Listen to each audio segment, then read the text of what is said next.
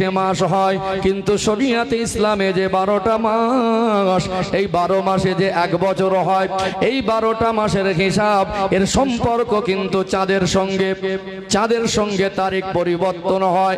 সাধারণত মাগরিবের সময় তারিখ পরিবর্তন হয়ে যায়, অর্থাৎ এই আরবি মাস কোনোটা মাস 31 32 হয় না, 29 অথবা 30 হয়ে থাকে। 29 অথবা, এর সঙ্গে একটা গভীর সম্পর্ক চাঁদের, উড়িয়ে দেওয়া যায় না।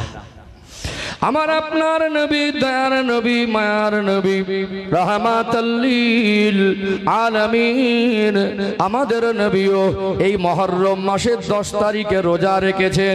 এই দুনিয়ার জমিনে যত নবী রাসূল পয়গম্বর আলাইহিমুস সালাম দিগণ এসেছিলেন, প্রত্যেকটা নবী এই মুহররম মাসের 10 তারিখে রোজা রেখেছেন।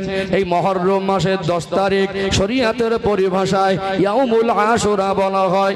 ইয়াউম অর্থ হলো দিন, আশারা অর্থ হলো 10, অর্থাৎ মুহররম মাসের 10 তারিখ। এই তারিখটাকে আল্লাহ দয়াময় এমন সম্মানিত দিন, ফজিলাতপূর্ণ দিন হিসাবে আল্লাহ পাক দিলেন। এই মাসটাকে আল্লাহ পাক এমন সম্মানিত মাস হিসাবে দিয়েছেন। এই তারিখে পৃথিবীর জমিনে সর্বপ্রথম আল্লাহ পাক পানি বর্ষণ করেছিলেন। এই তারিখে অন্যান্য নবীদের জীবনের ঐতিহাসিক বড় বড় ঘটনা ঘটেছে। মুহররম মাসের 10 তারিখে আমার আল্লাহ সর্বপ্রথম এই দুনিয়ার জমিনে আল্লাহ রহমতের পানি বর্ষণ করেছিলেন। আবার এই আমার রাসূলুল্লাহর ভবিষ্যৎবাণী অনুযায়ী এই মুহররম মাসের 10 তারিখে আমার আল্লাহ দুনিয়াকেও ধ্বংস করবেন।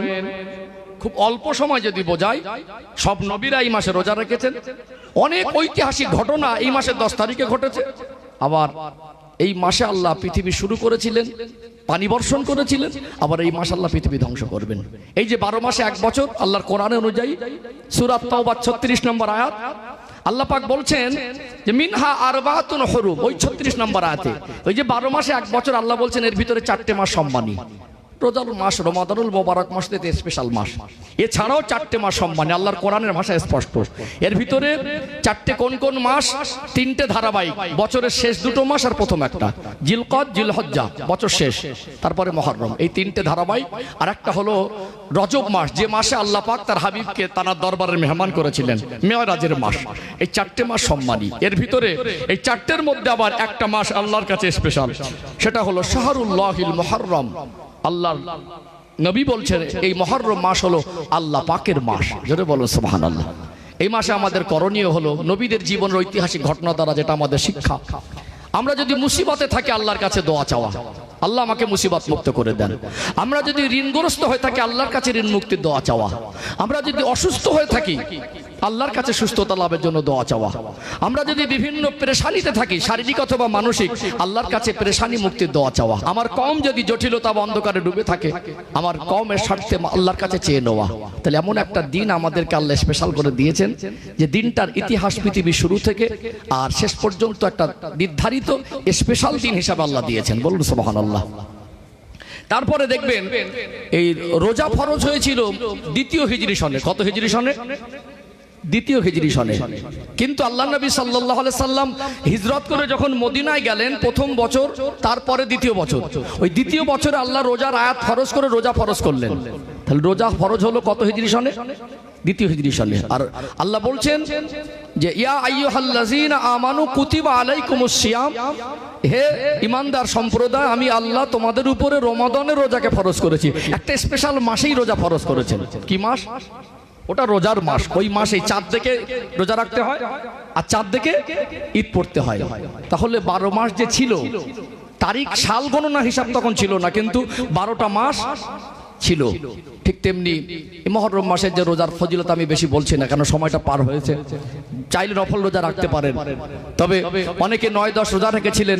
এই তারিখে সব নবীরা রোজা রেখেছেন। শরীয়ত অনুযায়ী আমাদের 2টো নফল রোজা করা উত্তম। একটা, এই নফল রোজা করলে মুহররম মাসের 10 তারিখে রোজা রাখলে সিয়াম ইয়াউম আশুরা আহতাসিবু আলাল্লাহ আন ইউকাফিরা সানাতাল্লাতী ক্বাবলা। নবী বলছেন যে 10 তারিখে মুহররম মাসের রোজা রাখবে, আল্লাহ তার বিগত 1 বছরের গুনাহকে মাফ করে দেবেন। বলুন সুবহানাল্লাহ। ইহুদিরা এই তারিখে রোজা রাখে বলে, সংক্ষিপ্ত আকারে বলছে, বিস্তারিত যাব না। এই জন্য আল্লাহ নবী বলেছিলেন যে আমি যদি বেঁচে থাকি তো আগামী বছর 2টো রোজা রাখবো। যদিও বাধ্যতামূলক না, রাখলে নেকি না রাখলে গোনা নেই, কমপক্ষে 2টো রোজা রাখা শরীয়ত অনুযায়ী আমাদের দরকার। অর্থাৎ সম্মানিত ভাইরা, তাহলে যেটা বোঝাতে চাইছি যে 12টা মাসের হিসাব পেয়েছি না?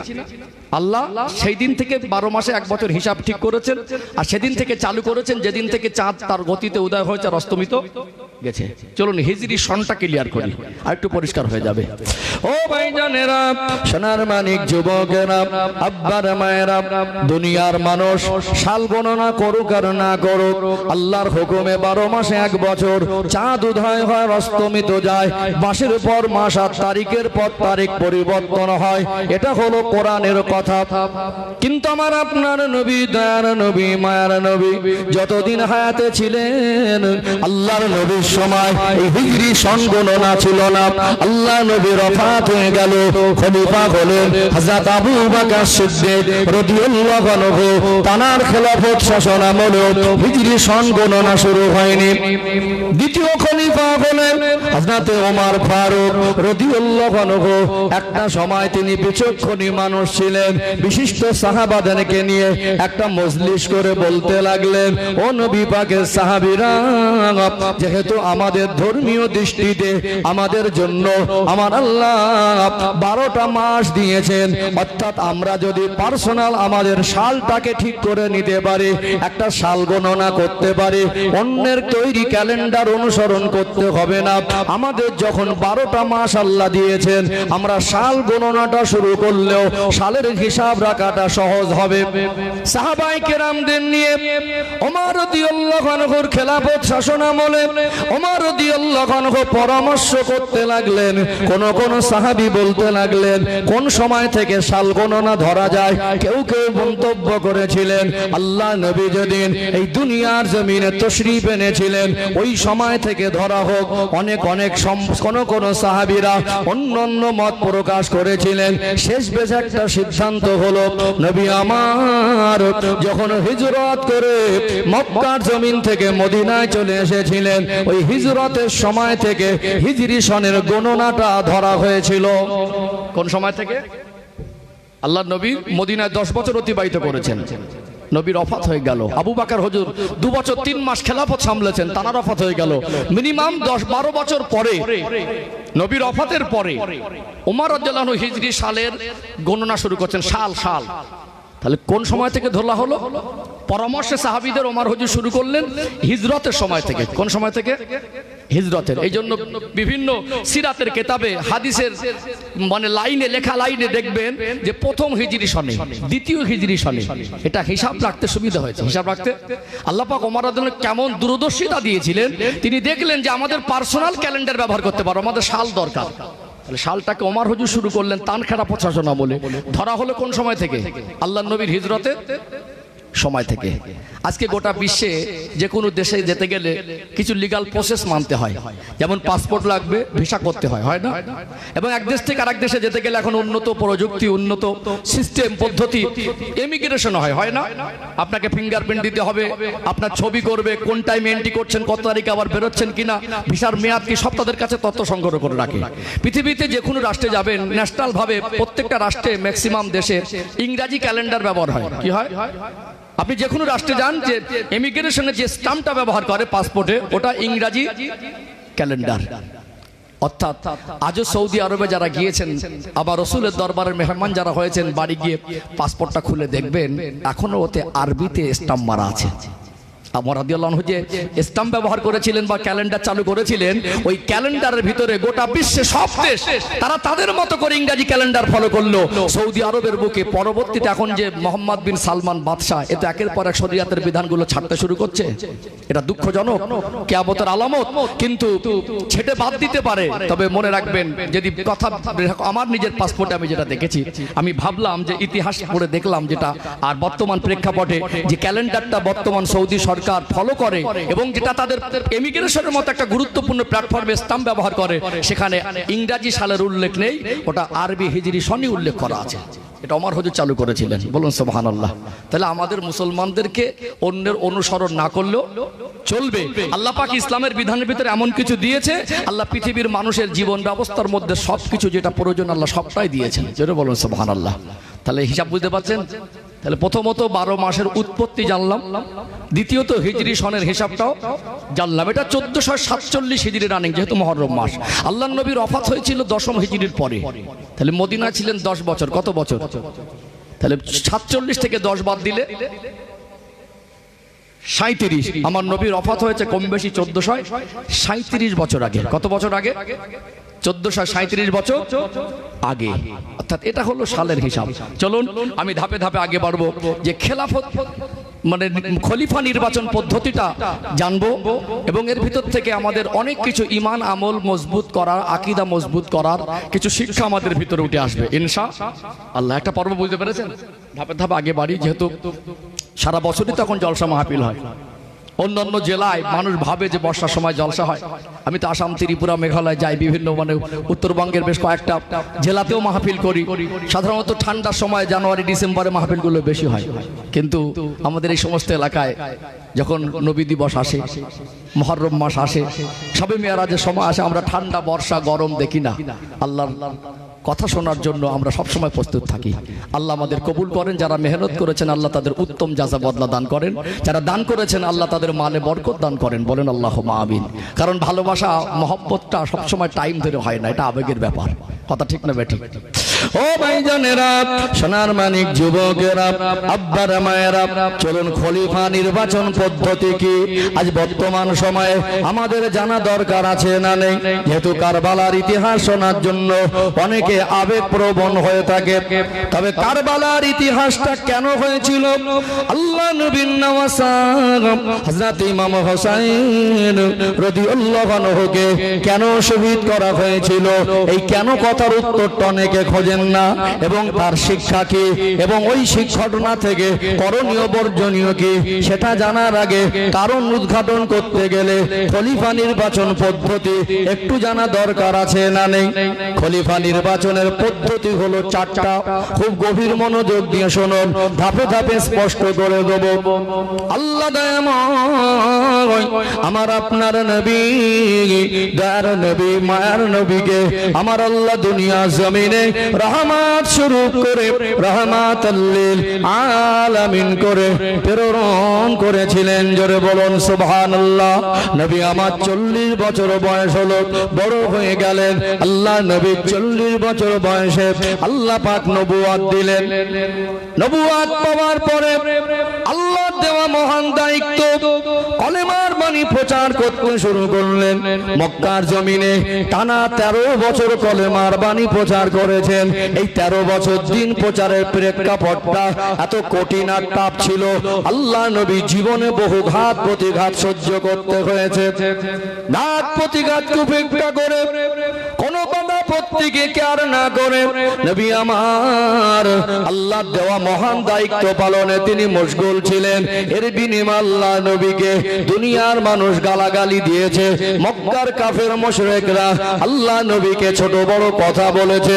আমার রাসূলুল্লাহর সাহাবায়ে কেরামদেরকে শহীদ করে দিয়েছে।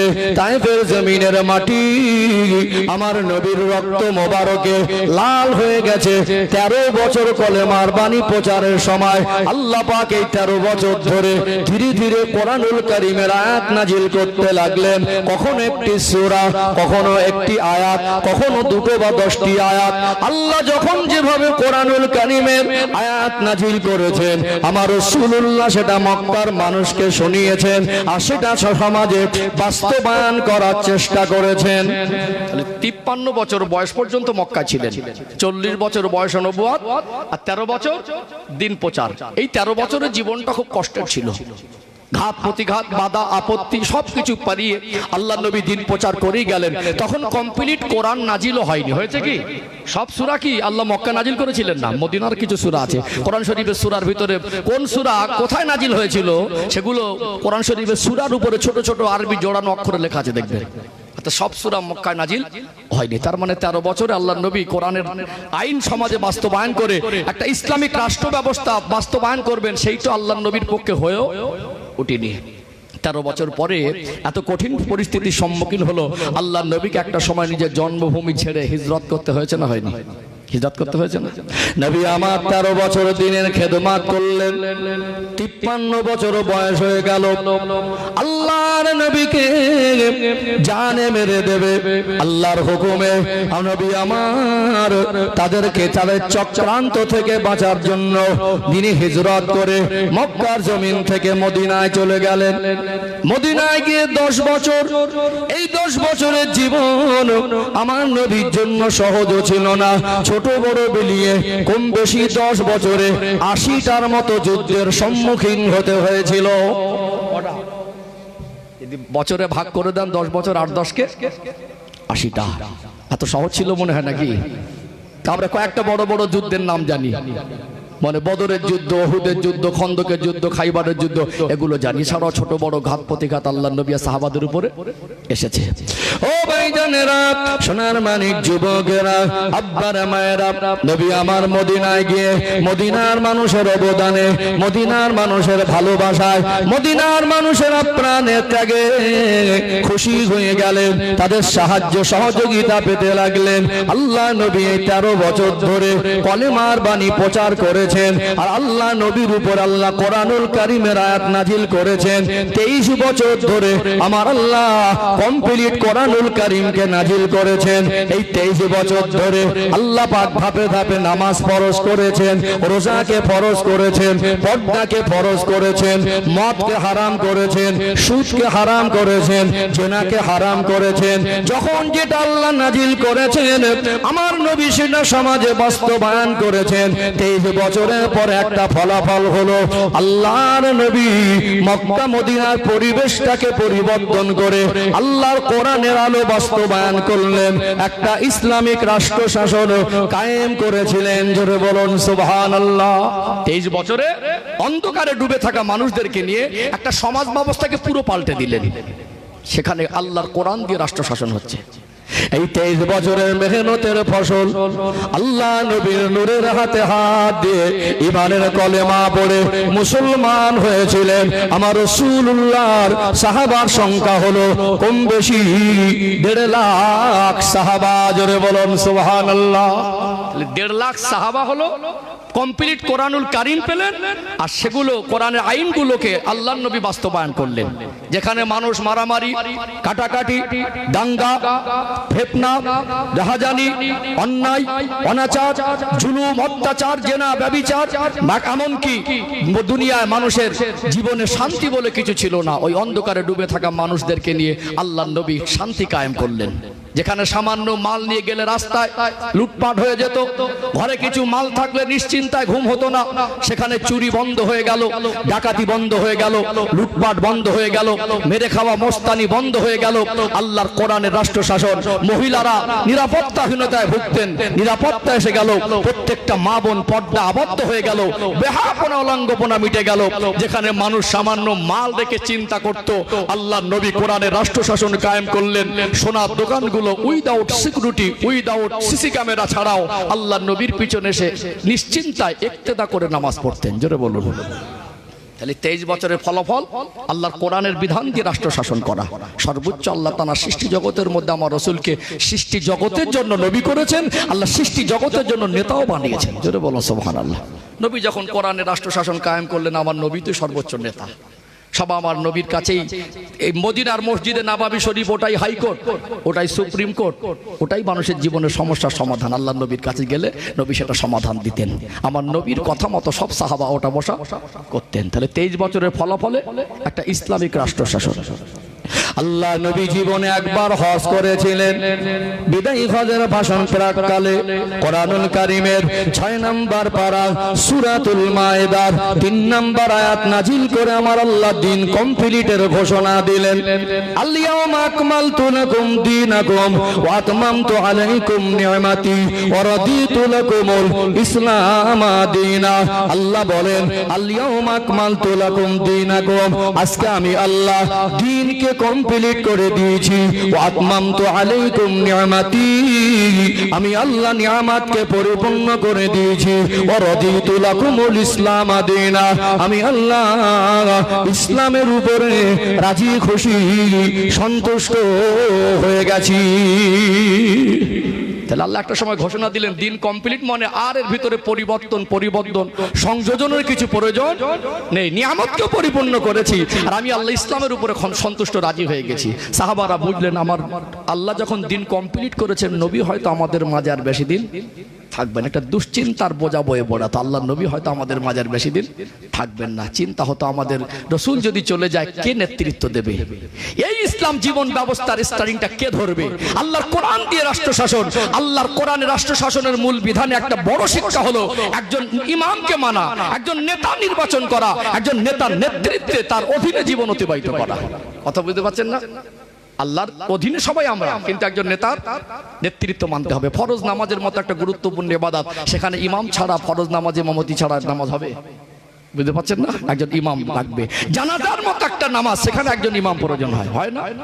ঈদের মতো একটা নামাজ, সেখানেও ইমাম প্রয়োজন হয়। রাষ্ট্র শাসন ক্ষেত্রে ইমাম প্রয়োজন হয়। সাহাবাদের মাঝে একটা এই কষ্টের বোঝা বয়ে বেড়াতো, নবী হয়তো আমাদের মাঝের বেশি দিন থাকবেন না।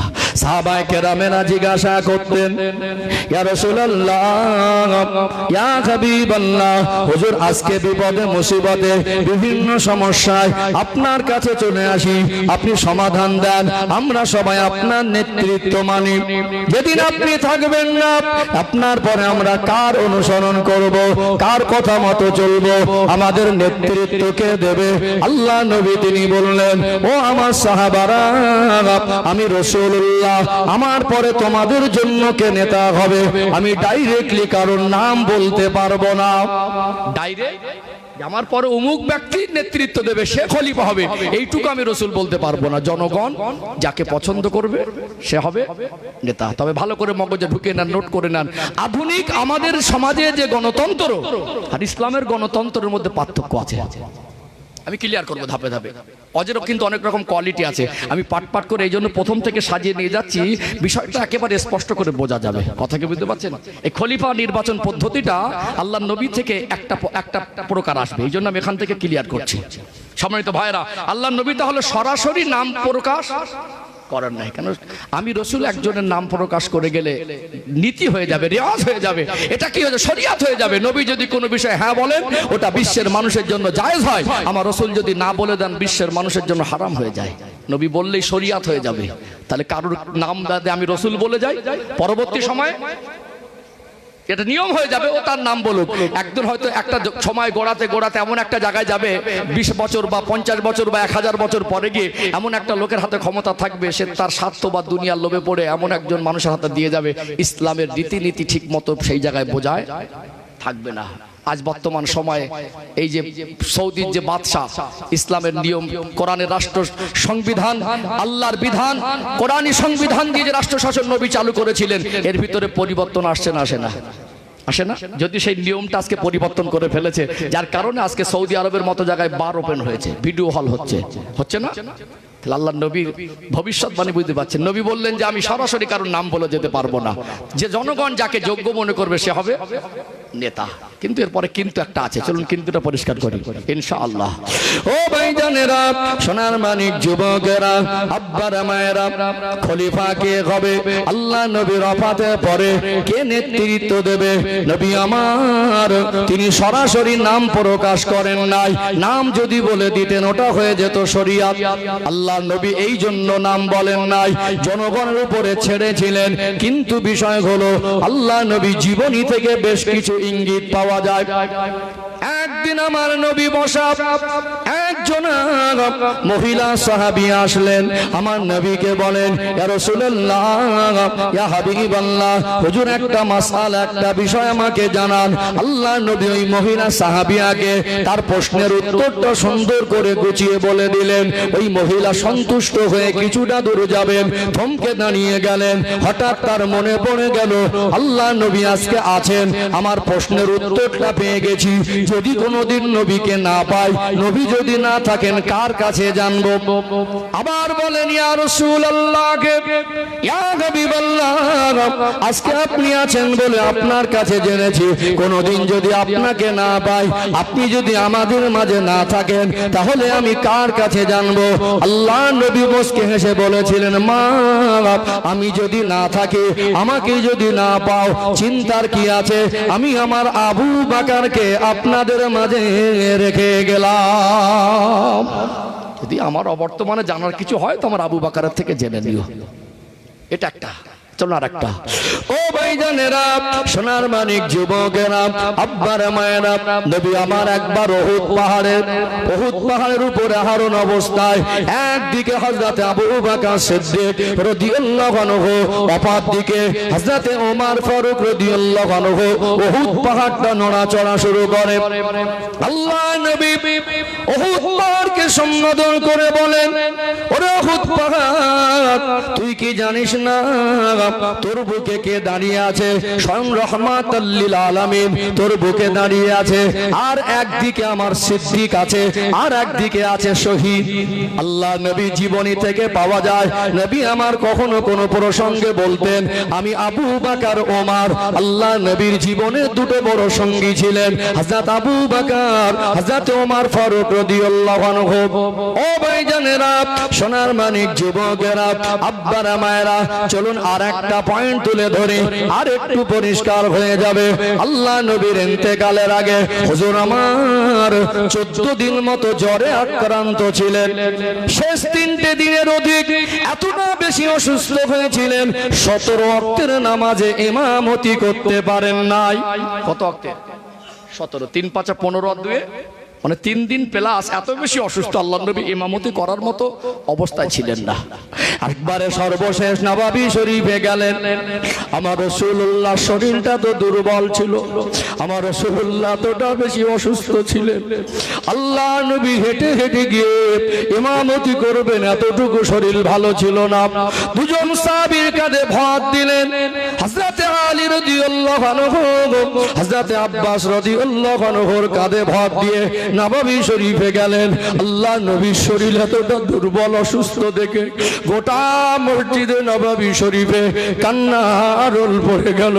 আল্লাহ নবী বলেন, আলী ও হযরতে আব্বাস, এত কান্নার ভিতরে নামাজ শুরু করা যাবে না, আমাকে একটু ধরাধরি করে মেম্বারে বসিয়ে দেন। আল্লাহ নবী ওই দিন মেম্বারে বসে সাহাবাদের সান্ত্বনা দিয়েছিলেন। অসুস্থ অবস্থায় সাহাবাদেরকে কিছু নসিহত করেছিলেন, ইমামতি করার মতো শক্তি শরীরে ছিল না। আল্লাহ নবী বসে বসে নামাজ আদায় করলেন আর বললেন, আজ থেকে আমার আবু বকর ইমামতি করবে। আল্লাহ নবীর হায়াতে থাকা অবস্থায় আমার রাসূলুল্লাহ জায়গায় দাঁড়িয়ে ইমামতির জন্য একমাত্র আল্লাহ নবী আবু বকর হুজুরকে ছাড়া আর অন্য কাউকে পারমিশন দেন নাই। জোরে বলুন সুবহানাল্লাহ। আমার নবীর জীবন, সম্মানিত ভাইরা, তিনি বেশ কিছু কিছু ক্ষেত্রে বলেছেন যে আমি বর্তমানে আমি আমার আবু বকরকে রেখে গেলাম। খলিফা নির্বাচনের ক্ষেত্রে নবী তখন নাম প্রকাশ করেননি, তোমাদের যাকে যোগ্য মনে হয় তোমরা করবে। কিন্তু আল্লাহ নবী জীবনের বেশ কিছু কিছু মুহূর্তে নবী বললেন যে আমার পছন্দের মানুষ আবু বকর। কে?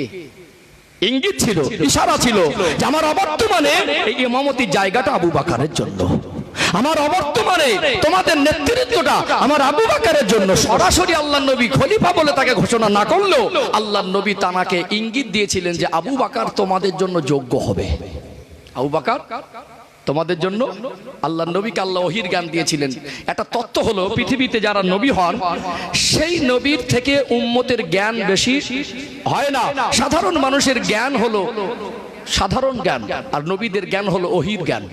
নবীদের জ্ঞান ওহীর জ্ঞান। আমার নবীর জ্ঞান কেমন পর্যায়ে, এই নিয়ে আলোচনা করলে বেশ 2 ঘন্টা যদি তথ্যমূলক আলোচনা করা যায়, বিশ্বের সর্বস্তরের মানুষ চমকে যাবে।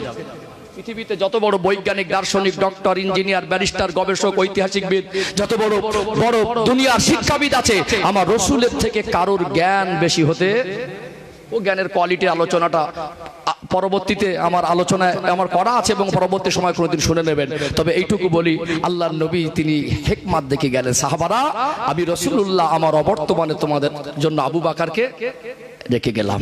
তাহলে ইশারা ইঙ্গিত ছিল, কি ছিল? ইশারা ইঙ্গিত ছিল। নবীর পছন্দ ছিল যে আবু বকর তোমাদের জন্য যোগ্য, এটা আমার নবী ইশারা দিয়েছিলেন। এক নম্বর খলিফা নির্বাচনের পদ্ধতি হলো, যিনি খলিফা থাকবেন তিনি তার ওই জায়গার যে যোগ্য কিনা তিনি তার বিবেচনা করে ইশারা ইঙ্গিত দেবেন। কথা বুঝতে পেরেছেন? কারণ কি জানেন, একজন ইমাম ইমামতির অভিজ্ঞতা তার থাকে, কিন্তু এমএলএ এর পদ অত সহজে সামলাতে পারবে না। একজন মুখ্যমন্ত্রী বুঝবে ওই জায়গাটার জন্য কেমন ব্যক্তিকে উপযুক্ত মনে হয়। কথা বুঝতে পারছেন না? অর্থাৎ এখানে যে এত ইসলামের বৃহৎ একটা জীবন ব্যবস্থার মধ্যে কে নেতৃত্ব দেওয়ার যোগ্যতা, এই জায়গাটা কার জন্য, একজন যোগ্য বিজ্ঞ মানুষ তার একটা ক্যালকুলেশন আলাদা হবে না? ক্যালকুলেশন নবী শিক্ষা দিচ্ছেন, নবী তো বিশ্বের মানুষের শিক্ষক। আল্লাহ নবী একটা পন্থা দেখিয়ে গেলেন। নবী ডাইরেক্ট যদি নাম বলতেন একটা অসুবিধা ছিল, কিন্তু নবী ইঙ্গিত দিয়ে গিয়েছিলেন আবু বকরকে রেখে গেলাম। আল্লাহ নবীর ওফাত হয়ে গেল। আল্লাহ নবীর ইন্তেকালের পরে কে খলিফা হবে, কে নেতৃত্ব দেবে, সাহাবায়ে কেরামরা ঠিক আল্লাহ নবীর ইশারা ইঙ্গিতকে প্রাধান্য দিয়ে খলিফা নির্বাচন করলেন। প্রথম খলিফা হলেন হযরত আবু বকর সিদ্দিক রাদিয়াল্লাহু আনহু। আল্লাহ নবীর ওফাতের পরে বেশি দিন তিনি হায়াতে ছিলেন না, 2 বছর 3 মাস মতো তিনি জীবিত ছিলেন। তার খেলাফত শাসন আমলের সময়কাল হলো 2 বছর 3 মাস। 2 বছর 3 মাস মতো তিনি খেলাফত শাসন আমল সামলেছেন। তার খেলাফত শাসন আমলে একটা সময় একটা পরিস্থিতির সম্মুখীন হতে হলো। আল্লাহ যে যাকাতকে ফরজ করেছেন, তখনকার সমাজের এক শ্রেণীর প্রভাবশালী মানুষরা বলতে লাগলো আমরা যাকাত দেব না। হযরত আবু বকর সিদ্দিক রাদিয়াল্লাহু আনহু তিনি যেহেতু খলিফা, তাদের বিরুদ্ধে তিনি যুদ্ধ ঘোষণা করেছিলেন। আল্লাহর বিধানকে সমাজ থেকে মুছে দিতে তোমরা পারবে না। ও ভাইজানেরা, সোনার মানিক যুবকেরা, আব্বারা মায়েরা, তাহলে প্রথম খলিফা নির্বাচনের পদ্ধতি হলো আল্লাহ নবী ইশারা ইঙ্গিত দিয়েছিলেন। দ্বিতীয় খলিফা নির্বাচনের পদ্ধতিটা একটু ফলো করুন। হযরত আবু বকর সিদ্দিক রাদিয়াল্লাহু আনহু ভাবলেন আমি আবু বকরের ইন্তেকালের পরে এত বড় মহান দায়িত্ব কে পালন করবে, মুসলমানদের নেতৃত্ব কে দেবে, কে হবে পরবর্তী খলিফা? আল্লাহ নবী হুজুর আমার মক্কা জমিনে যারা বিশিষ্ট জ্ঞানী গুণী সাহাবী ছিলেন তাদেরকে ডেকে পরামর্শ করতে লাগলেন। ও নবীর সাহাবীরা, আপনারা বলেন আমি আবু বকরের অবর্তমানে যদি ওমর রাদিয়াল্লাহু আনহুকে যদি খলিফা করে যাই, ওমর রাদিয়াল্লাহু আনহু তিনি যদি আমার পরে খলিফা হন তাহলে কেমন হবে? বিশিষ্ট জ্ঞানী গুণী সাহাবাদের মধ্যে কেউ কেউ বললেন এটা আমাদের জন্য ভালো হবে, নিশ্চয়ই ওমর রাদিয়াল্লাহু আনহু তিনি একজন যোগ্য ব্যক্তি। আবার কোন কোন সাহাবী বলতে লাগলেন ওমর রাদিয়াল্লাহু আনহু তো রাগী মানুষ। রাগ বেশি ছিল না কম ছিল? আবু বকর হুজুর বললেন রাগী তো কি হয়েছে, উনি যখন দায়িত্বে আসবেন অটোমেটিক ওনার ভিতরে রাগটা কন্ট্রোল এসে যাবে। তাহলে তিনি একা একা প্রস্তাব করেননি, একা একা কারবালার ঘটনার যে ঘটেছিল কারণটা পরিষ্কার হয়ে যাবে ইনশাআল্লাহ। বেশ কয়েকটা পয়েন্ট তুলে ধরে আরেকটু পরিষ্কার হয়ে যাবে। তো আবু বকর হুজুর নিজের থেকে একা একা একজনকে খলিফা বলে ঘোষণা করে যাননি। তখনকার সময় বিশিষ্ট জ্ঞানীগুণী সাহাবীদের মধ্যে বহু সাহাবী হায়াতে, আল্লাহ নবীর ওফাতের পর 2 বছর মানে সবই প্রায় সাহাবী। যদি কেউ দুনিয়া জন্মগ্রহণ করেন বা নব মুসলিম হন, বেশিরভাগ মানুষ তারা নবীকে অনেকে দেখেও ছিলেন। অর্থাৎ জান্নাতে সার্টিফিকেট প্রাপ্ত সাহাবীরা ছিলেন। তাদেরকে ডেকে নবীর সাহাবী আবু বকর হুজুর পরামর্শ করলেন যে ওমর রাদিয়াল্লাহু আনহুকে যদি আমার পরবর্তী খলিফা করেন কেমন হয়? তারা বললেন, সম্মতি দিলেন যে ওমর আমাদের জন্য যোগ্য হবে। ওমর হুজুর যোগ্য ছিলেন কি ছিলেন না? যোগ্য হবেন না? তাহলে আরেকটা পদ্ধতি হলো খলিফা বিশিষ্ট জ্ঞানীগুণী মানুষ যাদের ভিতরে তাকওয়া, খোদা ভীরুতা, পরহেজগারিতা এবং যারা বেঁচে থাকা অবস্থায় জান্নাতে সার্টিফিকেট পেয়েছিলেন এরকম ব্যক্তিদের পরামর্শ করে একজনকে নির্ধারণ করে গেলেন। তাহলে তিনি ইন্তেকাল করলেন, সেই আবু বকর হুজুরের পরামর্শ অনুযায়ী বিশিষ্ট সাহাবীরা ওমর রাদিয়াল্লাহু আনহু খলিফা বলে সমর্থন করলেন। বলুন সুবহানাল্লাহ। তাহলে আল্লাহ নবী ইশারা করে গিয়েছিলেন, আর আবু বকর হুজুর বিশিষ্ট সাহাবীদেরকে নিয়ে পরামর্শ করে ওমর হুজুরকে ঠিক করে গিয়েছিলেন। তাহলে দ্বিতীয় পদ্ধতি হলো বিশিষ্ট মানুষকে দিয়ে পরামর্শ করে তিনি নামটা ঘোষণা করে গেলেন। কি করে গেলেন? পরামর্শ করে সম্মতিক্রমে নাম ঘোষণা। ও ভাইজান, জানেরা, সোনার মানিক যুবকেরা, আব্বার মায়েরা, হযরত আবু বকর সিদ্দিক রাদিয়াল্লাহু আনহুর ইন্তেকালের পরে দ্বিতীয় খলিফা হলেন হযরত ওমর ফারুক রাদিয়াল্লাহু আনহু। এমন সম্মানী একজন ব্যক্তি, নবী আমার সোনা জবানে বললেন, আনা খাতামান নবিয়িনা লা নবিয়্যা বা'দি, লাউ কানা নবিয়্যা বা'দি লাকানা উমরুন। আমার আল্লাহ আমাকে শেষ নবী করেছেন, নবী বলছেন আমার পরে আর কোন নবী নাই। আল্লাহ নবী বলেন, যদি আল্লাহ কাউকে আমার রাসূলের পরে নবী বানাতেন তাহলে লাকানা উমরুন, ওমরকে আল্লাহ নবী বানাতেন। আল্লাহ নবীর কথা শুধু এমন নয়, ওমর রাদিয়াল্লাহু আনহুর সম্মান মাকাম মর্যাদা এত বেশি, তার শানে আমার আল্লাহ কোরআনুল কারীমের একাধিক আয়াত নাজিল করেছিলেন। ওমর রাদিয়াল্লাহু আনহুকে সাহাবারা যোগ্য মনে করেছিলেন। তিনি দ্বিতীয় খলিফা নির্বাচন হলেন। তার খেলাফত শাসনামলের সময়কাল ছিল 10 বছর 6 মাস। কত বছর? 10 বছর 6 মাস। টেনে টেনে আমি সেই কারবালার দ্বারপ্রান্ত পর্যন্ত নিয়ে যাব। 50 বছরের হিস্টোরি আর আল্লাহ নবীর জীবনের এই 20 বছর, কত 70-71 বছরের হিস্টোরিটা পরিষ্কার করে দেবো ইনশাআল্লাহ। ওমর রাদিয়াল্লাহু আনহু খেলাফত শাসন আমলে কাফের মুশরিক, ইসলামের দুশমন, মুনাফিক, ইহুদি কেউ ইসলামের বিরুদ্ধে মানে ষড়যন্ত্র করার আর ইসলামের বিরুদ্ধে গিয়ে কিছু বলা বা কিছু করার দুঃসাহস কারোর ভিতরে হয়নি। রাগ বেশি ছিল না কম ছিল? শয়তানও ভয় পেত, শয়তানও ওমর হুজুরকে দেখে ভয় পেত। এরকম রাগী মানুষ, জালালি হালাতে থাকতেন। তার শাসন আমলে ইসলামের প্রচার প্রসারকে আল্লাহ এত বেশি বাড়িয়ে দিয়েছিলেন। ভৌগোলিক ম্যাপের অবস্থান আজকে যেটা জর্ডান, ইয়ামান আছে না, আপনার ওই বর্তমান ইসরায়েল, প্যালেস্টাইন, আপনার কাতার, তারপরে হচ্ছে মিশর, ইরাক, এই সমস্ত আরব কান্ট্রি, আরব বিশ্বের মধ্যে প্রতিটা এরিয়ার মধ্যে ইসলাম ছড়িয়ে গিয়েছিল। শাম, সিরিয়া, জর্ডান, ইরাক, ইয়ামান, আপনার কাতার, বাহরাইন, এই সমস্ত এরিয়াতে ওমর হুজুরের সময় ইসলামের প্রচার প্রসার এত বেশি হলো, এক একটা এরিয়া সব দলে দলে মানুষ মুসলমান হয়ে গেল। তাহলে এরিয়াটা বেড়েছে না কমেছে? আল্লাহ নবী রেখে গিয়েছিলেন 1.5 লাখ সাহাবা। আর ওমর হুজুরের সময় পৃথিবীর অর্ধ পৃথিবীর খলিফা তাকে বলা হতো। অর্ধ পৃথিবী শাসন করেছেন। গোটা আরব বিশ্বে মুসলমান সব প্রায় 99% হয়ে গেছে। তাছাড়াও বিশ্বের বিভিন্ন রাষ্ট্রে, আফ্রিকা, আমাদের ভারত পর্যন্ত তখন ইসলাম চলে এসেছে। ওমর হুজুরকে এই জন্য বলা হয় অর্ধ পৃথিবীর বাদশা। 10.5 বছরের শাসন আমলে এত কড়া হাতে দায়িত্ব সামলালেন, কারো দুঃসাহস হয়নি যে মুসলমানদের উপরে চোখ তুলে দেখবে বা ইসলামের ক্ষতি করা ষড়যন্ত্র করবে। জানে ওমর হুজুর যে রাগী মানুষ, ওনার শাসন আমলে কোনো কিছু করলে অবস্থা খারাপ হয়ে যাবে। ও ভাইজানেরা, সোনার মানিক যুবকেরা, আব্বার মায়েরা, হযরত ওমর ফারুক রাদিয়াল্লাহু আনহু এবং 4 জন খলিফা শানে আল্লাহ নবী 4টে কথা বলেছেন। নবী আমার বলেন, আরহামু উম্মতি বি উম্মতি আবু বকর, আমার কোটি কোটি উম্মতের ভিতরে সবথেকে নরম দিল হলো আমার আবু বকরের। ওয়া আশাদুহুম ফি আমরিল্লাহি ওমর, আল্লাহ নবী বলেন আমার ওমর হলো ইসলামের জন্য অনেক কঠোর। ওয়া আসদাকুহুম হায়ান উসমান, আমার উসমান হলেন নরম মনের মানুষ। ওয়া আকদাহুম আলী, আমার আলী হলেন ন্যায় বিচারক। ওমর রাদিয়াল্লাহু আনহু শক্ত মেজাজের মানুষ ছিলেন। অর্ধ পৃথিবী শাসন করেছেন। এক একটা এরিয়া যখন বেড়ে গেল, কুফায় একজন প্রাদেশিক গভর্নর, ইয়ামানে একজন প্রাদেশিক গভর্নর, মিশর একজন প্রাদেশিক গভর্নর, আপনার দামেস্কে সিরিয়া একজন প্রাদেশিক গভর্নর। এমনি করে এরিয়া যখন বৃহৎ হয়ে গেল, এক একজনকে এক একটা এরিয়ায় দায়িত্ব দিলেন, যাতে তানার শাসন আমলে কোথাও কোনো অশান্তি দেখা না যায়। বিচারকগুলো মাসকে মাস বসে থাকতো, বিচার করার লোক খুঁজে পেত না। জেলখানাগুলো বছরকে বছর খালি পড়ে থাকতো, আসামি পাওয়া যেত না। কি শাসন আমল সামলেছেন। আজকে আমি রাজনীতির নেতা না, রাজনীতির কথা বলি না, আমি আমার নীতিতে প্রতিষ্ঠিত। নীতি বিক্রি করে খাওয়া মানুষ আমি নয়। একদিন আমাকে এখানে দেখছেন, একদিন হয়তো আমাকে দেখবেন না। দুনিয়া ছেড়ে সবাইকে যেতে হবে। তবে আজকে যারা 2 পয়সার নেতা ইসলাম সম্পর্কে বাজে বাজে মন্তব্য করে, নেতা কাকে বলে, নেতৃত্ব যদি শিখতে হয় তোমার হুজুরের জীবনীটা একবার পড়ে নিও। কথা বুঝতে পারছেন না? ও ভাইজানেরা, সোনার মানিক যুবকেরা, আব্বারা মায়েরা, আল্লাহ নবী সেদিন উহুদ পাহাড়ে দাঁড়িয়ে যেহেতু তিনি বলেছিলেন যে আমার একদিকে সিদ্দিক আর একদিকে হলো শহীদ। সিদ্দিক মানে হযরত আবু বকর সিদ্দিক রাদিয়াল্লাহু আনহু, আর শহীদ বলে সম্বোধন করেছিলেন হযরত ওমর ফারুক রাদিয়াল্লাহু আনহুকে।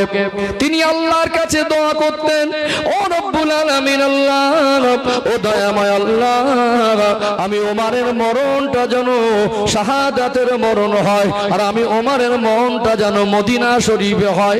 তার এই ছেলের নাম হলো হযরত আব্দুল্লাহ। হযরত আব্দুল্লাহ ইবনে ওমর রাদিয়াল্লাহু আনহু ওমর রাদিয়াল্লাহু আনহুকে বলতেন, ও আমার সম্মানিত পিতা, ও আমার আব্বাজান, আপনি যে দোয়া করেন মরণটা যেন মদিনায় হয়, মরণটা যেন শাহাদাতের মরণ হয়, আমি আপনার ছেলে আব্দুল্লাহ, আমার কাছে হিসাব মেলে না। গোটা অর্ধ পৃথিবী আরব বিশ্বে ইসলাম, আপনার মতো খলিফাকে কে মারবে?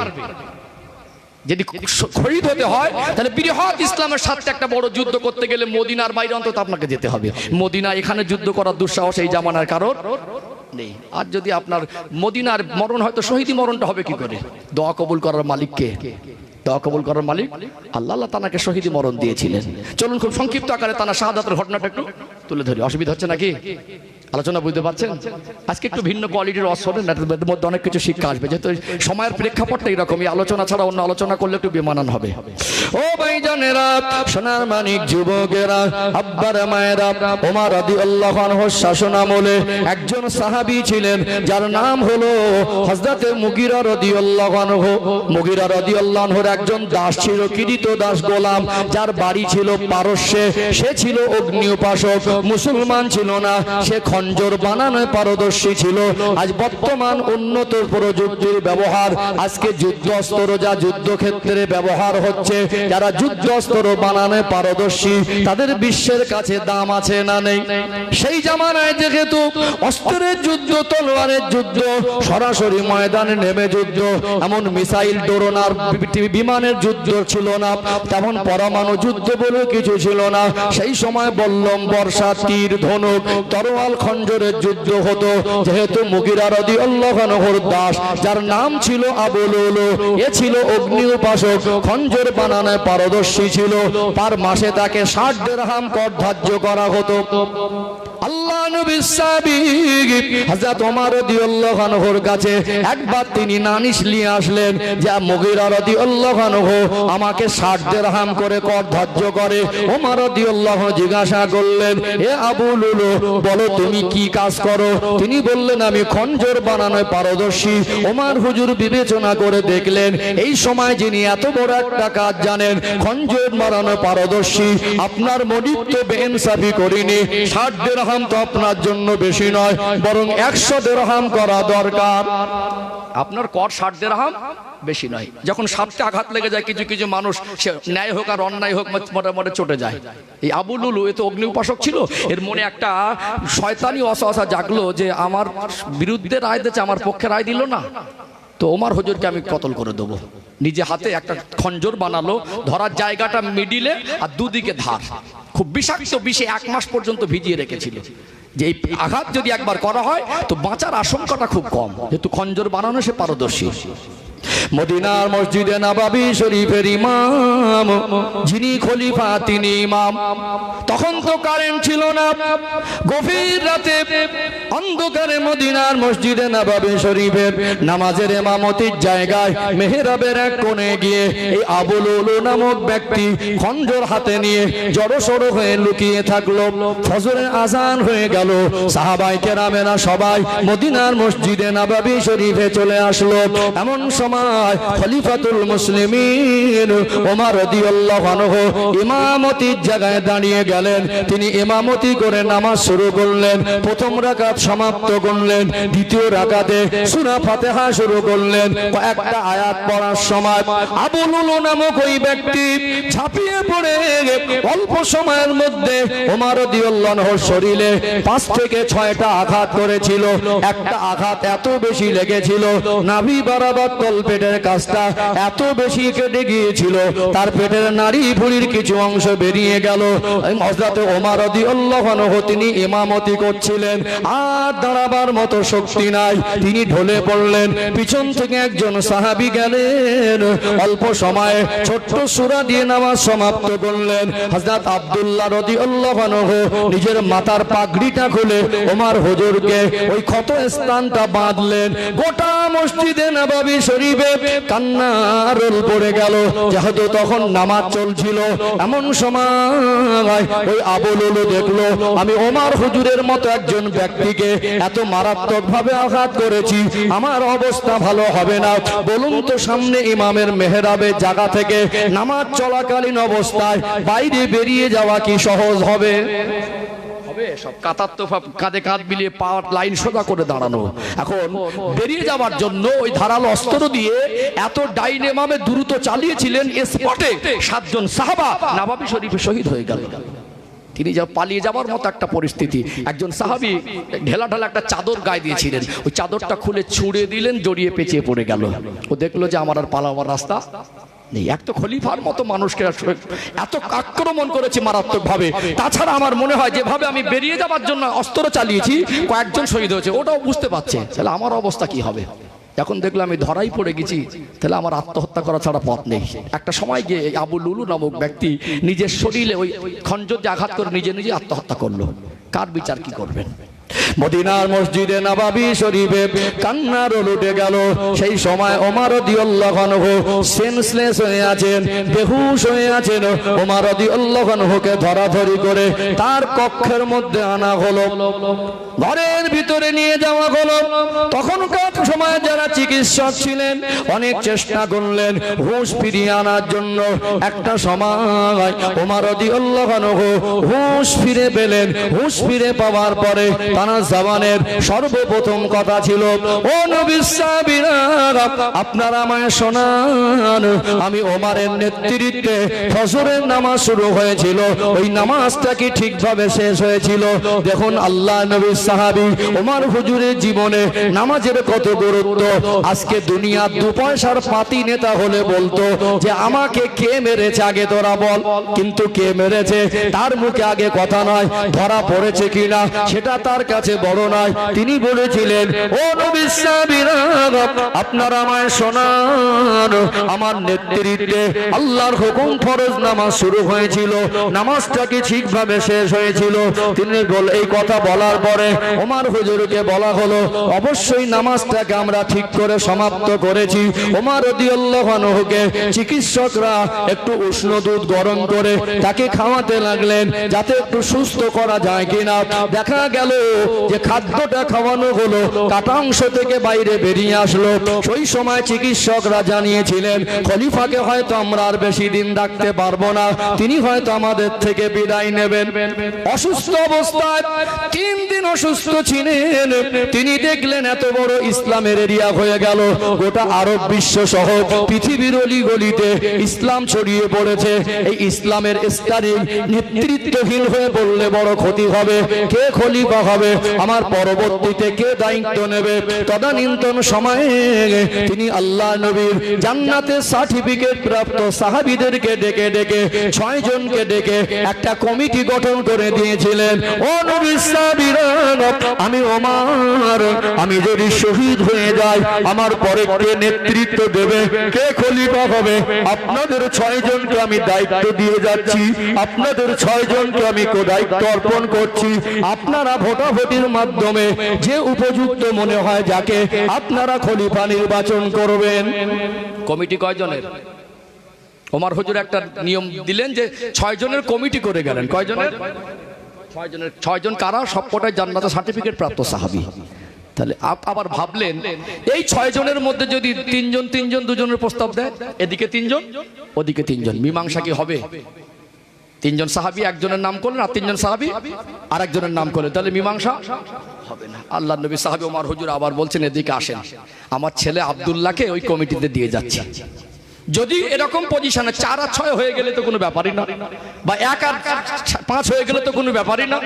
যদি এরকম সিচুয়েশন হয় যে 3 জন ভাগ হয়ে গেছে, আমার ছেলে আব্দুল্লাহকে তখন একটা ভোট দেবে। কে দেবে?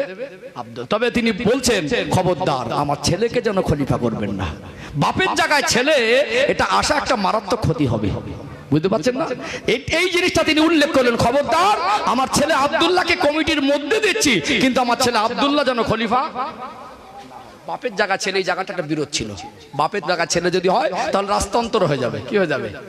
তারপরে তার ছেলেই জন্য তিনি নিষেধ করেছিলেন। তাহলে তৃতীয় পদ্ধতি হলো 6 জনের বিশিষ্ট একটা কমিটি গঠন হলো। তারা একটা সময় 6 জন ছিল, তারপর 7 জন। 7 জনের কমিটি গঠনে খলিফা নির্বাচন হলো। এই 7 জন কি যেমন তেমন মানুষ ছিলেন?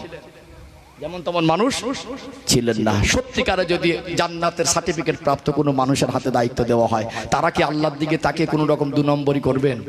এখানে আশঙ্কা করা যায় না, আশঙ্কাও নেই, সন্দেহের কোনো অবকাশ পর্যন্ত নেই। অর্থাৎ এরকম 6 জনের দায়িত্ব দিয়ে গেলেন। ওমর হুজুর তিনি শহীদ হয়ে গেলেন। ইন্না লিল্লাহি ওয়া ইন্না ইলাইহি রাজিউন। এত বড় অর্ধ পৃথিবীর বাদশা, তার দোয়াকে আল্লাহ কবুল করেছিলেন যে তিনি শহীদ হলেন আর তিনি মদিনায় মৃত্যুবরণ করলেন। তৃতীয় খলিফা হলেন হযরত উসমান গনি রাদিয়াল্লাহু আনহু। তার শাসন আমল ছিল 12 বছর। কত বছর? হিসাবটা আমি মিলিয়ে দেবো, আরেকটু আগে বাড়ি, কে কত বছর যোগ করে একসঙ্গে হিসাবটা মিলিয়ে দেবো। একটু ইতিহাসমূলক আলোচনা হচ্ছে, অসুবিধা হচ্ছে নাকি? বুঝতে পারছেন আলোচনা? বুঝতে পারছেন তো? একটু তাকবীর দেন তো না। আর এই তাকবীর কেমন একটা একঘেয়েমি ভাব এসে গেলে একেবারে। অন্যান্য দিন বিভিন্ন বিষয় নিয়ে আলোচনা হয়, তো আজকে একটা ধারাবাহিকভাবে পর্ব ধরে যাচ্ছি আলোচনা। বুঝতে পারছেন তো? ইনশাআল্লাহ আরেকটু আগে গেলে আরেকটু পরিষ্কার হবে বিষয়টা। আরেকটু আওয়াজ দেন না আর এই তাকবীর। সিলসিলায়ে হক মুজাদ্দিদে জামান, নারে তাকবীর। চলুন তাহলে ওসমান হুজুরের খেলাফত শাসন আমলটা একটু পরিষ্কার করে দেই ইনশাআল্লাহ। ও ভাইজানেরা, সোনার মানিক যুবকেরা, আব্বারা মায়েরা, হযরত ওমর রাদিয়াল্লাহু আনহুর শাহাদাতের পরে এই 7 জনের কমিটি সকলে মিলে উসমান রাদিয়াল্লাহু আনহুকে সমর্থন দিলেন। আল্লাহ নবীর সাহাবী, জান্নাত আল্লাহ নবীর সাহাবী জিন্নুরাইন আমার রাসূলুল্লাহ জামাতা হযরত উসমান রাদিয়াল্লাহু আনহু তৃতীয় খলিফা নির্বাচন হলেন। তার শাসন আমল 12 বছর। তিনি যেহেতু নরম মানুষ ছিলেন, এই সময় দেখলো ইসলামের এরিয়া অনেক বেড়ে গেল, মুসলমানদের এরিয়াটা আরব বিশ্ব এক একটা জায়গায়, যেমন আজকে কেন্দ্র সরকার রাজ্য ভাগাভাগি হয়ে রাজ্যের মুখ্যমন্ত্রী আছে না নেই। তখন যেহেতু মুসলমানদের রাজধানী মদিনা, ওখানে খেলাফত শাসন আমলের কার্যালয়, আর এক একটা এরিয়ায় তখনকার সময় যোগ্য ব্যক্তিকে দায়িত্ব দেওয়া ছিল। উসমান রাদিয়াল্লাহু আনহু এই 12 বছরের প্রথম 6 বছর শান্তির সঙ্গে নিষ্ঠার সঙ্গে তার দায়িত্ব পরিচালনা করতে লাগলেন। কিন্তু নরম মানুষ মনে করে তখনকার সময় যারা ইসলামের দুশমন, ইহুদি সম্প্রদায় যারা ছিল, মুশরিক যারা ছিল, এরা এবারে মাথা চাড়া দিতে শুরু করলো। ওমর হুজুরের শাসনামলে মাথা তোলার সাহস পায়নি, এরা ষড়যন্ত্র করতে লাগলো। ইয়ামেনে একজনের বাড়ি, ইয়ামেনে তার জন্ম, যার নাম হলো আব্দুল্লাহ ইবনে সাবা। এ ব্যক্তি ছিল ইহুদি। আজকে ইহুদিরা আমাদের যুবকদের জীবনের মোবাইলের মাধ্যমে কেমন সময় কাটছে জানেন না। আজকে তাদের পেতে দেওয়া ফাঁদে আমরা কেমন ভাবে জড়িয়ে আছি সেটা শেষে পরিষ্কার করব। এই ইহুদি সম্প্রদায় এরা ইসলামের চিরশত্রু, ইসলামের চিরশত্রু। আর কাফের রাজা ক্ষতি করেছে, মুনাফিকরা তার থেকে ইসলামের ক্ষতি করেছে বেশি। এটা আজকে পরিষ্কার, আপনি শুনেছেন, এটা হাতে কলমে পরিষ্কার হয়ে যাবে ইনশাআল্লাহ। এই আব্দুল্লাহ ইবনে সাবা যার বাড়ি হলো ইয়ামানে, এ দেখলো মুসলমানদের ক্ষতি করতে গেলে এই গোটা মুসলিম বিশ্বে, গোটা আরব বিশ্বে যে মুসলমান হয়ে গেছে এত মানুষ, এদের সঙ্গে মোকাবেলা করে ক্ষতি করা যাবে না। 313 জন ছিল, তখন এদের মেটানো যায়নি। অস্ত্রের বল এদের মেটানো যাবে না। মুসলমানদের জীবনের বড় সম্পদ হলো ঈমানি শক্তি। সবাই বলেন কি শক্তি? ঈমানি শক্তির ঊর্ধ্বে পৃথিবীর কোনো শক্তি নয়। এর পর্বে আমার একটা আলোচনা আছে, তবে এতটুকু আপনাদের বলে দেই, একজন ঈমানদার যেটা পারে, একজন ঈমানদারের ঈমানি শক্তি দিয়ে যেটা হয়, পৃথিবীর বিজ্ঞান কিয়ামত পর্যন্ত সেটা আবিষ্কার করতে পারবে না। ইসলামের গুরুত্ব মহত্ব নিজের পরিচয় আমরা আমাদের সন্তানদের দেই না, যার কারণে একসময় সায়েন্স পড়ে কিছু বাংলা লেখাপড়া করে ইসলাম বিদ্বেষী মন্তব্য করে। একজন ইমানদারের ইমানের পাওয়ার তো বেশি হয়, পৃথিবীতে কিয়ামত পর্যন্ত বিজ্ঞান যা করতে পারবে না একজন ইমানদার সেটা করতে পারে। জোরে বলুন। একটা প্রসঙ্গটা একঘেয়েমি ভাবতো, একটা পয়েন্ট তুলে ধরি তাহলে বিষয়টা বোঝা যাবে ইনশাআল্লাহ। পানি বর্ষণ করেন কে? সবাই বলেন পৃথিবীতে একটা মানুষ নিম্ন যদি পানি পান করে, গড় 3 লিটার পানি পান করে। 700 কোটির ঊর্ধ্বে মানুষ, এখন জনসংখ্যা বেড়ে কেউ কেউ বলছেন 800 কোটির ধারে বাড়ে গেছে গোটা পৃথিবীতে। কত লিটার করে পানি যায় জানেন? হ্যাঁ, কত লিটার পানি যায় জানেন? গোটা বিশ্বে যা পানি আছে, পান করার উপযুক্ত পানি 2.5%। কত পার্সেন্ট?